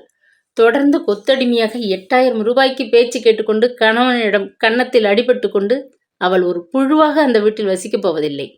ஆமாம், அவளுக்கு அப்படிப்பட்ட வாழ்வு தேவையும் இல்லை. படித்திருந்தும் அறிவை பயன்படுத்தி உரிமைகளை சமமாக ஏற்க தெரியாததால் தான் இன்னமும் ஆணின் காலில் செருப்படியில் தேய்ந்து நசுக்கப்படும் கேவலமான நிலையில் இருக்கின்றனர். அதற்கு என்று அத்துமீறி பண்புகெட்ட முறையில் பெண் தன்னை அழித்து கொள்ள வேண்டாம். பயந்து மண்ணெண்ணெய் ஊற்றிக்கொண்டு மடிய தேவையில்லை. உலகில் பிறந்த ஒவ்வொரு பெண்ணும் திருமணம் செய்து கொண்டு இல்லறம் என்கிற ஒரு அமைப்புக்குள் அடங்கி சுயநலமாக தன் குடும்பத்தை விருத்தி செய்து கொண்டு தான் மட்டும் சாக வேண்டியதில்லை. மனவாழ்வு சரியாக அமையாவிட்டால் போலியாக அதில் பங்கு கொள்ளும் கௌரவ பித்தலாட்டம் தேவையில்லை. பெற்றவர்கள் ஏற்காவிட்டாலும் வேறு இடமா இல்லை? கௌரவமாக மரியாதையாக பெண்மை கெடாமல் வாழ உலகில் வேறு வழியா இல்லை? சிந்தித்து கொண்டே அவள் முதல் நாள் இரவை கழித்து கொண்டிருந்த போது பளிச்சென்று அந்த நினைவு வந்தது. சில நாட்களுக்கு முன்னர் வார இதழ் ஒன்றில் படங்களுடன் வந்த செய்தி. காஞ்சனா மகளிர் இல்லம். அதன் தலைவியை நிருபர் பேட்டி கண்டு சுருக்கமாக அதை பற்றி எழுதியிருந்தார். காஞ்சனா மகளிர் இல்லம் தாம்பரம் முடிச்சூர் சாலையில் சிறு அளவில் சில ஆண்டுகளுக்கு முன்னர் தொடங்கப்பட்டு இப்பொழுது ஒரு நல்ல நிறுவனமாக விரிவடைந்திருக்கிறது. தலைவி வாழ்க்கையில் பல பாதிப்புகளுக்கு உட்பட்டவள்தான். தன் சொத்து முழுவதையும் இல்லம் அமைக்க செலவழித்துவிட்டு தானும் அதில் ஒரு உறுப்பினராய் சேர்ந்து இல்லத்தை திறமையுடன் நடத்தி கொண்டு வந்தாள். இல்லத்திற்கு வெளிநாட்டு கிறிஸ்துவ மிஷன் ஒன்றின் ஆதரவும் இருந்தது. விபத்து, நோய்கள் முதலியவற்றால் ஊனமுற்ற அனாதை பெண்களுக்கு இடமளித்து தொழிற்கல்வி பயிற்சியும் அளித்து அவர்களுக்கு மறுவாழ்வு தேடித்தர முயன்று கொண்டிருந்த அந்த இல்லத்தின் பொது கூடத்தை மந்திரி ஒருவர் சில நாளைக்கு முன் வந்து திறந்து வைத்தார் என்று பத்திரிகை செய்தி விளக்கியது. அந்த இல்லத்தில் தற்சமயம் 70 ஊனமுற்ற ஏழை பெண்கள் இருக்கின்றனர் என்றும், மேலும் எடுத்துக்கொள்ள வாய்ப்பு இருந்தும் பணம் தேவைப்படுவதால் பொதுமக்களிடையே நன்கொடையை எதிர்பார்ப்பதாகவும் செய்தி விவரித்தது. அந்த இல்லத்தை பற்றி நினைவு எழுந்ததும் ஒரு திட்டமும் கூடவே உருவாகியது அவள் மனதில். தொலைபேசி டைரக்டரை திறந்து பரபரப்பாக அந்த இல்லத்தின் தொலைபேசி எண்களை குறித்து கொண்டாள். தலைமை கணக்கரிடம் பிறகு சொல்லிக் கொள்ளலாம் என்ற நம்பிக்கையில் அந்த இல்ல தலைவியை தொலைபேசியில் அழைத்தாள். தலைவி காஞ்சனாவிற்கு இனிமையான குரல், பேச்சில் கண்ணியம் தெரிந்தது. ஓர் இளம்பெண் கணவனால் துன்புறுத்தப்பட்டு கைவிடப்பட்டவளா? வேறு இடம் இல்லையா? ஓ, அவளை இல்லத்தில் சேர்த்து கொள்ள தடையேதும் இல்லை. தான் சுதந்திரமாக வந்து அங்கே அடைக்கலம் தேடினாள். வற்புறுத்தப்படவில்லை என்று கையெழுத்திட்டு தர வேண்டும். ஓர் அன்பளிப்பு தொகை கூட கொடுத்து உதவ முடியுமா? இரட்டிப்பு மகிழ்ச்சி. அந்த பெண்ணை விரைவில் அனுப்பி வையுங்கள். நன்றி. காஞ்சனாமல் உத்தரவு கொடுத்து விட்டாள். ஒரு பெண்ணுக்கு புகலிடம் இல்லை என்று ஏன் புலம்ப வேண்டும்? இப்படிப்பட்ட இல்லங்களை தேடிக்கொண்டு போய் வாழ்விலே மற்றவருக்கு உதவியாக வாழத் தெரிந்தால் ஏன் புகலிடம் இல்லை? மனைவியாகவும் குடும்பத்திற்கு உழைத்து போடும் எந்திரமாகவும் இயங்கினாலே ஒரு நல்ல வார்த்தை உண்டா? பிடி சோறுதான் கிடைத்தது. அதே உடல் உழைப்பை ஊனமுற்றோருக்கு, தம்மை போன்ற மற்ற பெண்களுக்கு அவர்கள் துயர் துடைக்க உதவினால் மனதிற்கு நிம்மதி, தங்க இடமும், உண்ண உணவும், உணவிற்கு பாதுகாப்பும் கிடைக்குமே. யாருக்காகவும் நான் இனி அஞ்சப் போவதில்லை. சூர்யா தனக்குள்ளே தீவிரமாக சிந்தித்து ஒரு முடிவுக்கு வந்தாள். மறுநாள் காலை அவள் தலைவலி என்று அலுவலகத்திற்கு பக்கத்து விட்டு தொலைபேசி மூலம் செய்தி அனுப்பிவிட்டு வீட்டிலே தங்கிவிட்டாள். அவள் இருக்கும் கோபமான மனநிலையில் எதுவும் தர்க்கிப்பது நல்லதல்ல. அவள் கோபம் பெருகிவிடும். அவளிடமிருந்து இன்னமும் விலகித்தான் இருப்போம் என்று நினைத்த பயந்த விக்ரம் மௌனமாக வேலைக்கு தனியே கிளம்பி சென்று விட்டான். கங்காவிற்கு ஆத்திரம் தாங்க முடியவில்லை. வீட்டில் வெட்டியாக பொழுத கழிக்கவா பார்க்கிறாள்? பாடம் கற்பிக்கிறேன். கருவி கொண்டு மகளை அழைத்து கொண்டு கணவனுடன் உறவினர் வீட்டிற்கு அண்ணா நகர் வரை புறப்பட்டு விட்டாள். வீட்டு வேலைகளை கவனிச்சுட்டு சமையலையும் முடிச்சு தயாராக வச்சுட்டு பிறகு தலைவலிக்கு ஓய்வு எடுத்துக்கலாம் உத்தரவும் போட்டுவிட்டு வெளியே இறங்கினாள் கங்கா. வேலைக்காரி போன பின்னர் வீடு சூர்யாவினுடையதாகிவிட்டது. அந்த வாய்ப்பை அவள் நழுவவிட விரும்பவில்லை. அப்பா சீதனமாக கொடுத்த பணப்பெட்டியை பீரோவின் உச்சியிலிருந்து எடுத்து திறந்து வைத்துக் கொண்டாள். பிறகு வீட்டில் கொடுத்த சீதன பொருட்களான வெள்ளித்தட்டு, சந்தன பேலா, குங்குமச்சிமிழ், பன்னீர் செம்பு, பட்டு சேலைகள் என எடுத்து பெட்டிக்குள் போட்டாள். கணவன் வீட்டவர் போட்ட தாலி சரட்டை கழட்டி அதில் உள்ள தாலியை மட்டும் உருவி எடுத்தாள். சரடை மட்டும் அலமாரி மேல்தட்டில் கண்ணில் படும்படி வைத்து மூடினாள். விக்ரம் தான் கட்டிய தாலிக்கு மதிப்பு கொடுக்க மறந்தாலும் அவள் மறக்க விரும்பவில்லை. கல்யாணத்தின் போது அவன் கட்டிய மஞ்சள் கயிற்றை தாலி பிரித்து கட்டிய போது கவனமாக எடுத்து வைத்திருந்தாள். அந்த சரடை எடுத்து வந்து அதிலே தாலியை கட்டி கழுத்தில் போட்டுக்கொண்டாள். தவறுகள் நடக்காதபடி அவளை காக்கும் ரட்சையாக அந்த கயிறு இருக்கட்டும் என்று எண்ணியபடி பெட்டியை மூடி தூக்கி கொண்டு புறப்பட்டு விட்டாள். வாயிற்கதவிலே காத்திரேஜ் இழுப்பு போட்டு பொருத்தப்பட்டிருந்தது. அவள் மாமியார் இடுப்புல சாவி கொத்தி தொங்க விட்டு இருப்பதால் கவலையின்றி வீட்டை வெளியே இழுத்து பூட்டிவிட்டு பெட்டியுடன் இறங்கினாள். எதிரே வந்த ரிக்ஷாவில் ஏறினாள். சற்று தூரம் சென்று இறங்கி ஒரு ஆட்டோவை பிடித்து தீன்லால் கடையை அடைந்தாள். சேட்டிற்கு அவர்கள் குடும்பத்தை பற்றி நன்கு தெரியும்.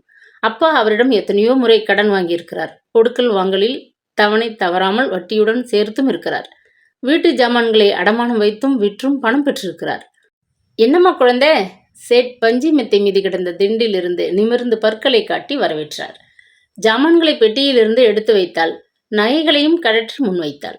ரொம்ப அவசரம் சேட், அப்பாதான் அனுப்பினார் எல்லாத்தையும் அடமானம் வச்சு கடன் வாங்குற நிலைமை. கூசாமல் சொன்னாள். மேலே போட்டிருக்கிற நகை கூடவா? சேட் கவலையுடன் கேட்டார். ஆமாம், மாமியாருக்கு புற்றுநோய். அஞ்சாமல் போய் வெளிவந்தது.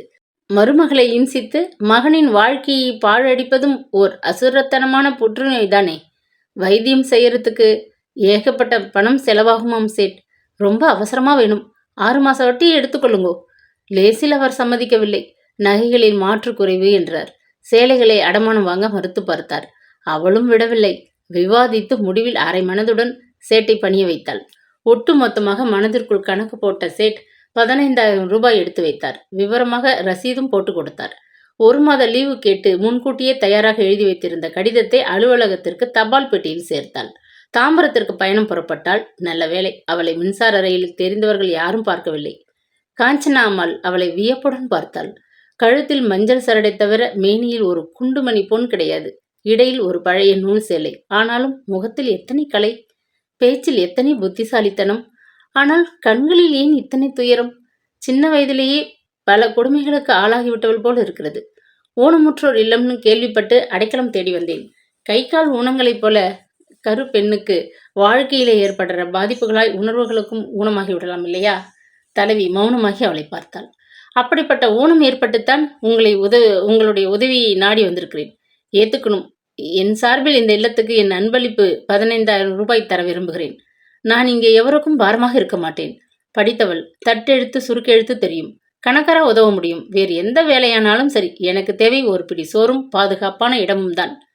கண்கள் கலங்கிய அந்த பெண்ணை கண்டு காஞ்சனா மனம் நெகிழ்ந்து போனாள். வாமா வா. கைகளை நீட்டி அவள் கரத்தை பற்றி கொண்டாள். சூர்யா 6 மாத மன வாழ்க்கைக்கு பின் அன்றுதான் நிம்மதியாக மனமகிழ்ச்சியுடன் மூச்சு விட்டாள். அன்று பகல் வீடு திரும்பிய கங்காவிற்கு நல்ல பசி. டாக்ஸியை விட்டு முதலில் இறங்கிய அவள் இடுப்பில் இருந்த சாவி கொத்தை எடுத்து கதவை திறந்தாள். பக்கென்ற உணர்வு. வீட்டுக்குள் என்ன இப்படி ஒரு அமைதியா இருக்கு? அரை கதவுகள் எல்லாம் சாத்தப்பட்டு இருக்கின்றனவே. இந்த சோம்பேறி சூர்யா எங்கே தொலைந்தாள்? எங்கேயாவது தோட்டத்து கிணத்தடில துணி துவைக்கிறாளா? சமைக்க சொல்லியிருந்தேனே, தூங்குகிறாளா? பல்ல கடுத்தி கொண்டு பரபரப்பாக ஜன்னல் கதவை திறந்தாள். அரைக்கதவை திறந்த போது சூர்யாவை அறையில் காணவில்லை. சமையலறையில் ஜாமான்கள் போட்டபடி கிடந்தன. பின்பக்கம் கிணற்றிலும் அவளை காணவில்லை. என்ன துணிச்சல் வேண்டும் என்று என்னிடம் சொல்லிக் கொள்ளாமல் உடம்பிற்கு முடியவில்லை என்று பிறந்த வீட்டுக்கு போயிருக்கிறாளோ? இருக்கட்டும். அத்தனை ரோஷம் இருந்தால் ஞாயிற்றுக்கிழமை வரை அங்கேயே தங்கி பணத்தோடு திரும்பட்டும். மனம் கலவரப்பட்டதை மற்றவர்கள் அறிந்துவிடக்கூடாது என்ற அவசரத்தில் அவள் சமையல் அறைக்குள் புகுந்து கனவேகமாக சாப்பாட்டை தயாரிக்க விரும்பினாள். என்னம்மா இது, இன்னுமா அண்ணி சமைக்கல? கேட்டுக்கொண்டே உள்ளே வந்த ரேவதி மேல் அவளுக்கு எரிச்சலாக வந்தது. தட்டு, தண்ணி, டம்ளரை எடுத்து வச்சு கொஞ்சம் உதவி செய். உங்க அண்ணி பிறந்த வீட்டுக்கு ஓடிட்டா. காய்ச்சல் போல இருக்கு. நல்லதா போச்சு.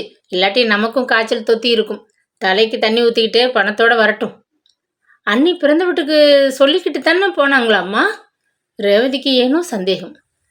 கழுத கட்டா குட்டிச்சுவரு, என்கிட்ட சொல்லலை. அத்தனை திமிரு அவளுக்கு. அவள் அங்கே தான் போயிருக்கா, எனக்கு தெரியாதா? கங்கா விவகாரத்தை அத்துடன் அடக்கிவிட்டாள். விக்ரம் அன்று மாலை வீடு திரும்பியவன் திகைத்து போனான்.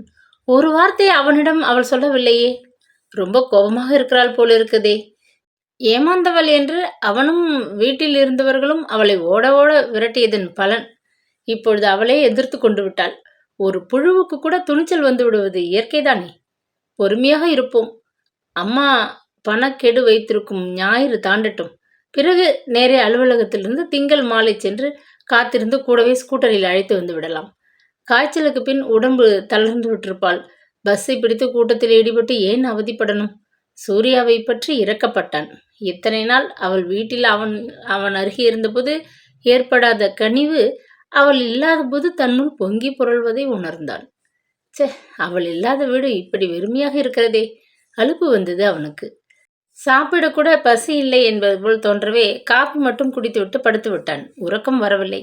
திங்கட்கிழமை காலை வேலைக்கு போகும் முன் அவளது அலுவலகத்து வாயிலில் காத்திருந்து அவளை பார்த்து பேச விரும்பினான்.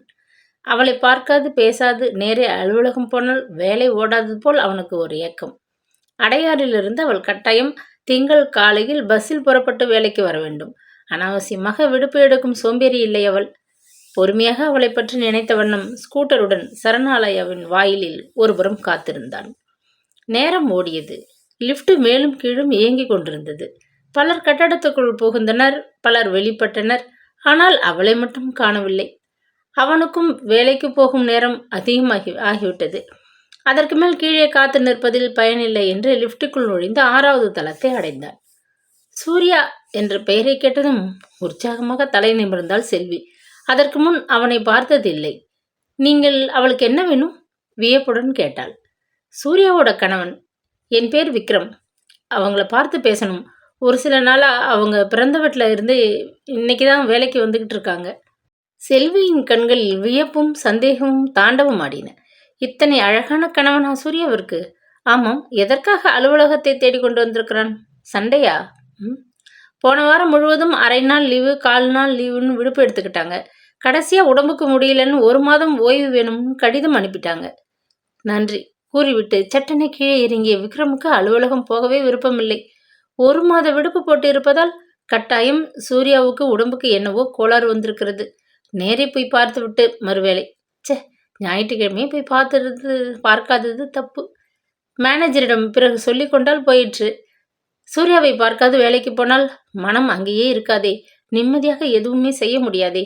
ஸ்கூட்டர் மீது தாவி ஏறினான். அடையாரை நோக்கி பறந்தான். சாய்வு நாற்காலியிலிருந்து எழுந்த மாமனார் அவனை வியப்போடு பார்த்தார். இந்த வேளையில் இவன் இங்கே? வாங்கோ வாங்கோ, உரத்த குரலில் உற்சாகமாக வரவேற்றார். வெளியே எட்டி பார்த்த சூர்யாவின் தாயாருக்கு கையும் காலும் பதறின. பணத்திற்காக நேரே மருமகனே புறப்பட்டு வந்திருக்கிறார். என்ன பதில் சொல்ல போகிறோம்? வாங்க உட்காருங்க, சன்னமான குரலில் உபசரித்தாள். எடுத்த எடுப்பிலேயே மனைவியை பற்றி விசாரிக்க கூச்சம் விக்ரமுக்கு. காப்பி பருகிவிட்டு மெல்ல கேட்டான். சூர்யாவுக்கு உடம்புக்கு என்ன? அப்பா தூக்கி வாரி போட்டவராய் அவள் உடம்பிற்கு என்ன? எங்களுக்கு ஒன்றும் தெரியாதே என்று பதைத்தார். சூர்யாவை நான் பார்த்து பேசணும். உள்ளே படுத்திருக்காளா? உடம்புக்கு என்னன்னு தெரிஞ்சுக்க வைத்தியம் செய்யலாம். அதனால்தான் ஆபீஸுக்கு போகாமல் நேரே வந்தேன். வெக்கத்தால் முகம் சிவந்து போனான் விக்ரம். சூர்யா இங்கேயா? இல்லையே, போன வாரம் ஒரு நாள் வந்தாள், பிறகு வரவே இல்லையே. என்ன சொல்றீங்க நீங்க? தாயார் பதட்டமாக கேட்டபடி அருகே ஓடி வந்தாள். சூர்யா அங்கே இல்லையா? அதிர்ச்சியுடன் வினவினான் அவன். அப்படின்னா இந்த 3 நாள் அவள் எங்கே போயிருப்பா? சூர்யாவின் தந்தை கவலையுடன் மனைவியை பார்த்தார். மருமக பிள்ளை என்னமோ சொல்றாரே, சூர்யா சொல்லாம கொள்ளாம எங்கே போயிருப்பா? அவர் குரல் குமுறியது. அவசரப்படாதீங்க, அண்ணன் வீட்டுக்கு போயிருப்பான்னு நினைக்கிறேன். ஒரு வார்த்தை சொல்லிடுறேன். மருமக பிள்ளை மன்னிக்கணும். போன வாரம் ஒரு பகல் சூர்யா இங்கே வந்தாள். அவங்க அப்பா கிட்ட கூட பேசாம என்கிட்ட மட்டும் ரகசியமா ஸ்கூட்டர் பணம் 8000க்கு ஏற்பாடு பண்ணணும்னு கேட்டா. தம்பி, நாங்க கல்யாணத்தின் போது ஒத்துக்கொண்ட விஷயம்தான். ஏமாத்தணும்னு நினைப்பில்லை. கையில பணமுட கொஞ்சம் கொடுக்க முடியல. நல்ல காலம் வரும்பொழுது கட்டாயம் எங்கள் வாக்கை காப்பாத்திடுவோம்னு சொல்லி அனுப்பிட்டேன். அதுக்காக எங்கேயாச்சும்? ஐயோ சூர்யா! பெற்றவள் சேலை தலைப்பை வாயில் அடைத்துக்கொண்டு குலுங்கி அழுதாள். விக்ரம் அயர்ந்து போய்விட்டான். குளம் குட்டை என்று விழுந்து விட்டாளோ? சூர்யா ஊவென்று மனம் அலறியது. பயந்தான். எச்சிலை விழுங்கி கொண்டு அவசரமாக எதுவும் பேசிடாதீங்க. அண்ணன் சுகுமார் அலுவலகத்தில் போய் பார்க்கிறேன். நிற்கவில்லை. அவன் நேரே சுகுமாரிடம் பறந்து விட்டான். குமார் திடுக்கிட்டு போனான். 2 நாள் முன்னே சூர்யா வந்திருந்தாள். கணவன் கை நீட்டி அடிச்சிட்டதாக அழுதாள். விவாகரத்து செய்து கொண்டு விலகிவிட வேணும்னு என்னவோ கோபத்தில் பேசினான்.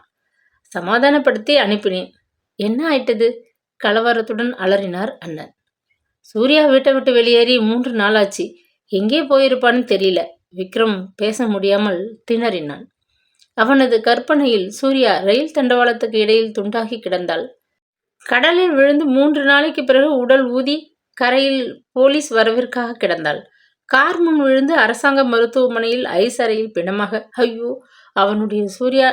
நெஞ்சு வெடித்துவிடும் போல துயரத்தில் அவன் கண்கள் கலங்க மைத்துனரை பரிதாபமாக பார்த்தான். சுகுமார் மனதிற்குள் அவனை சபித்தார். பாவி சண்டாளா! கிளியை வளர்த்து பூனை கையில் கொடுத்தது போல உன் கையில் என் தங்கையை ஒப்படைத்ததற்கு என்ன செய்து விட்டாய் அவளை? கோபமாக உறுத்து விழித்தார். என்ன செய்வது? போலீஸில் பதிவு செய்து எங்களுக்கு அவமானம் வேறு தேடி தர வேண்டாம். முதல்ல எல்லா இடத்திலையும் தேடுவோம், பிறகு பார்க்கலாம் என்றார் சுகுமாரன். அவர் குரல் கம்மியது. வெகு நேரம் சென்று அன்று மாலை வீடு திரும்பிய மகனின் முகத்தை பார்த்த கங்கா மிரண்டு போனாள். என்னப்பா, உன் மாமனார்கிட்ட இருந்து சூர்யா ஏதாச்சும் செய்தி கொண்டு வந்தாளா? சமாளிக்க பார்த்தாள். விக்ரம் தாயை விழுங்கி விடுபவன் போல் முறைத்தான். இனிமேல் சூர்யா இங்கே வரவே மாட்டாம்மா. கோபமும் துயரமுமாக பற்களை கடித்தான். பிறந்த வீட்டில் ஏறிக்கிட்டு திமிர் பண்றாளா? இருக்கட்டும். கங்கா முடிப்பதற்குள் சீறினான் மகன். எல்லோருமா சேர்ந்து என் சூர்யாவை திரும்பி வராத இடத்துக்கு துரத்திட்டீங்க. அம்மா, நீங்க தான் காரணம்.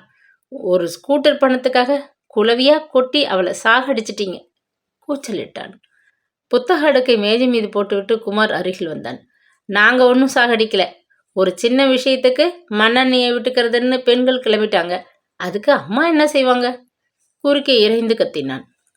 செத்துட்டான்னு எப்படியப்பா நிச்சயம் செய்துட்ட? அப்பா கொஞ்சம் அடங்கிய குரலில் கேட்டார். விக்ரம் முகத்திலே தெரித்த அனலில் அவர் சுருங்கி விட்டார். பயத்தில் வீட்டுக்கு உழைச்சி போடுகிற பிள்ளையிடம் கடைசி காலத்தில் முறைத்து கொண்டால் சாத்தியப்படுமா? அவர் மனம் உறுத்தியது. எல்லா இடத்திலும் தேடியாச்சு, உடம்பு கூட இன்னும் கிடைக்கல. தழுதழுத்தான் விக்ரம். திடீரென நினைத்தவள் போல ரேவதி அண்ணியின் படுக்கை அறைக்குள் நுழைந்து பீரோவை இழுத்து பார்த்தாள். சட்டென திறந்து கொண்டது. அம்மா, அண்ணி பீரோ திறந்து கிடக்கதே, அலறினாள். வெள்ளி சாமான்கள், சேலைகள் ஒன்னையும் காணுமே. மேலே இருந்த பெட்டி?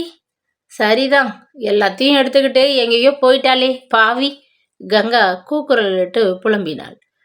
இப்ப எனக்கு புரியுது, இது மாடியோ மண்ணெண்ணி கேஸோ இல்லை. ரொம்ப நாளா வேற ஏதோ நடந்துக்கிட்டு இருந்திருக்கு. அண்ணனுக்கு தெரியல. ரேவதி வக்கனை பேசினாள். சூர்யா அன்னிக்கு எவனோ ஒருத்தனோட தொடர்பு இருந்திருக்கணும். நகை ஜாமான்களோட பெட்டி சகிதமா ஓடிட்டா போல இருக்கு, சீட்டி அடித்தான் குமார். என்னடா சொன்ன? தாய்க்கு சமமான அண்ணியை பற்றி அவதூறா பேசுற படுவா ராஸ்கல். புலி போல வெகுண்டு அவன் சட்டையை பிடித்தான் விக்ரம். மறுவினாடி ஓங்கி தம்பியின் கன்னத்தில் அரைந்து ஒரு குலுக்கு குலுக்கினான். ஐயோ, கொல்றானே, அம்மா அம்மா என்று அலறி துடித்தான் குமார். விடா பாவி பயலே, பெண்டாட்டி மேல குத்தத்தை வச்சுக்கிட்டு குழந்தையை போட்டு அடிக்கிற, கொல்ற. கங்கா குறுக்கே பாய்ந்தாள். சிவந்த கன்னமும் கிழிந்த சட்டையுமாக நடுநடுங்கிபடி சுவர் ஓரமாக ஒடுங்கி நின்றான் குமார். சிவபாதம் விக்கித்து விட்டார். ரேவதிக்கு அச்சத்தால் பேச்சே எழும்பவில்லை. அண்ணன் என்ன இப்படி பிசாசாக மாறிவிட்டாரே? திகிலுடன் மௌனமாக அவள் அறைக்கு வெளியே நழுவிவிட்டாள். பாவி பயலே, குழந்தையை இப்படி அடிப்ப? பாடுபட்டு சேர்த்து வச்ச பணத்தை உனக்கு கடனா கொடுத்த உதவினேனே, அந்த நன்றி விசுவாசம் கூட இல்லாம பெண்டாட்டிக்கு பறிஞ்சுக்கிட்டு. அம்மா நிறுத்துங்க. என் மனைவியை பத்தி எனக்கு தெரியும். தம்பி சொன்னபடி அவள் தரம் கெட்டவ இல்லை. இன்னொரு வாட்டி அப்படி யாராச்சும் சொன்னா இந்த வீட்டுல கொலையே விழுந்துடும். ஜாக்கிரதை. இந்த மாதிரி காரியம் இப்ப நடந்துட்டதுக்கு நீங்க எல்லோருமே, ஏன் நானும் கூடத்தான் பொறுப்பு, உருமினான் அவன். கங்கா பேசவில்லை. முகத்தை கோணலாக்கி கொண்டாள். அவளை வீட்டுக்கு வந்த மருமகளவா நம்ம நடத்தினோம்? அடிமையா நடத்தினோம், கேலி செய்தோம். ஆனா அவள் எத்தனை பொறுமையாக இருந்தா. போதும் வெண்டாட்டி புராணம். என் பணத்துக்கு இடைமறித்தாள் கங்கா. பணம் பணம் பணம், சே, ஏமா இப்படி பேயா அலைறீங்க? யாருக்கு கொடுத்தீங்க? பெத்த மகனுக்கு கொடுத்தீங்க. உங்களுக்கெல்லாம் உழைச்சி கொட்டுறேனே, அதுக்கு உதவினீங்க. எவனோ 3ஆம் மனுஷனுக்கு கொடுத்துட்டா போல கூப்பாடு போட்டு ஏன் கத்துறீங்க? சூர்யா தன்னோட நகைகளையும் பாத்திரங்களையும் மட்டும்தான் எடுத்துக்கிட்டு போயிருக்கா. இதோ பாருங்க, நான் கல்யாணத்துக்கு போட்ட தங்க சாலி சரடு, அதை இங்கே தான் விட்டுட்டு போயிருக்கா. விக்ரம் நிறுத்தினான். இந்தாங்கம்மா, இது 10 பவுன் நகை. இதை விற்று உங்கள் கடனை எடுத்துக்கோங்க. இது நான் உழைச்சி சம்பாதிச்சு காசில் செய்து போட்டது. இது என்னுடையது. அதனால கடனுக்கு சரி கட்டிடுறேன், பிடியுங்க. அலமாரி தட்டிலிருந்து சற்று முன் எடுத்த தாலி சரட்டை தாயின் முன் விட்டெறிந்தான். ஏண்டா உனக்கு இப்படி ஆத்திரம்? 10 மாசம் என் வயிற்றுல உன்னை சுமந்தேனே, இந்த மாதிரி பேச்சு கேட்கவா? கங்கா கடுகெடுத்தாள். 10 மாசம் உங்க வயிற்றுல இடம் கொடுத்ததுக்காக இந்த வீட்டில் நீங்க வசிக்க இடம் கொடுத்துருக்க. இது என் கம்பெனி கொடுத்துருக்கிற வீடு. நான் அங்கே வேலை பார்க்குற வரை நீங்க இங்கே சுகமா தங்கிக்கலாம். என்னடா சொல்ற? ஆமா, இனி உங்களோட நான் இந்த வீட்டில் ஒரு நிமிடம் கூட தங்க போறதில்லை. விக்ரம் விற்றென வெளியேறினான். சில வினாடிகளில் ஸ்கூட்டரின் ஒலி தொலைதூரத்தில் கேட்டது. 4 வார காலம் ஓடிவிட்டது. விக்ரம் எங்கெங்கோ தேடினான். சுகுமாரின் கட்டளைக்கு பயந்து போலீஸில் பதிவு செய்யாது வெளியே சொல்ல வெக்கப்பட்டு கொண்டு மனைவியை தேடிக்கொண்டே இருந்தான். திக்கு தெரியாத காட்டில் தேடினான். ராமன் சீதையை தேடியது பற்றி அவன் பாட்டி ஒரு பாட்டு பாடியது நினைவில் வந்தது. அத்தி மரமே, நீ என் சீதையை பார்த்தாயோ? ஆவார பூச்செடியே, என் ஆரணங்கையை கண்டியோ? வேலை நடுவே பாட்டி அடிக்கடி பாடும் அந்த பாடல் நினைவில் வந்தது. சூர்யாவின் நினைவில் அவன் கண் கலங்கி போனான். எத்தனை நல்ல மனைவி சூர்யா! இவ்வளவு விரைவில் உயிரோடு பறிகொடுத்து விட்டோமே, மன்னிப்பு உண்டா எனக்கு? எண்ணி எண்ணி மருகினான். அவள் வேலை பார்த்த சரணாலய கட்டடத்தை பார்த்து என் சூர்யா எங்கே என்று அலற வேண்டும் போல் துக்கம் நெஞ்சை கவ்வியது. அருகில் இருந்த கூவத்தை நோக்கி கூக்குரல் இட வேண்டும் போல் தோன்றியது. யாரிடம் போய் கேட்பது? எங்கே என்று தேடுவது? பத்திரிகையில் போட்டால் முழுவதும் தெரிந்துவிடுமே. தங்கியிருந்த நகரத்தில் இருந்த ஒரு ஓட்டலில்தான் வேலைக்கு சாப்பிடாது, சரியான தூக்கமின்றி, முகத்தை மழிக்கவும் மனமின்றி, தாடியும் மீசையுமாக, கண்களில் ஏக்கம் நிறைந்த பார்வையுமாக, பித்தம் பிடித்தவனைப் போல் அவன் வேலைக்கு போய் வந்தான். வீட்டை மறந்துவிட வேண்டும் என்பது போன்ற ஒரு வெறுப்பு. அப்பா சிவபாதம் அவனை தேடிக்கொண்டு 2 முறை அலுவலகம் வந்துவிட்டு போனார்.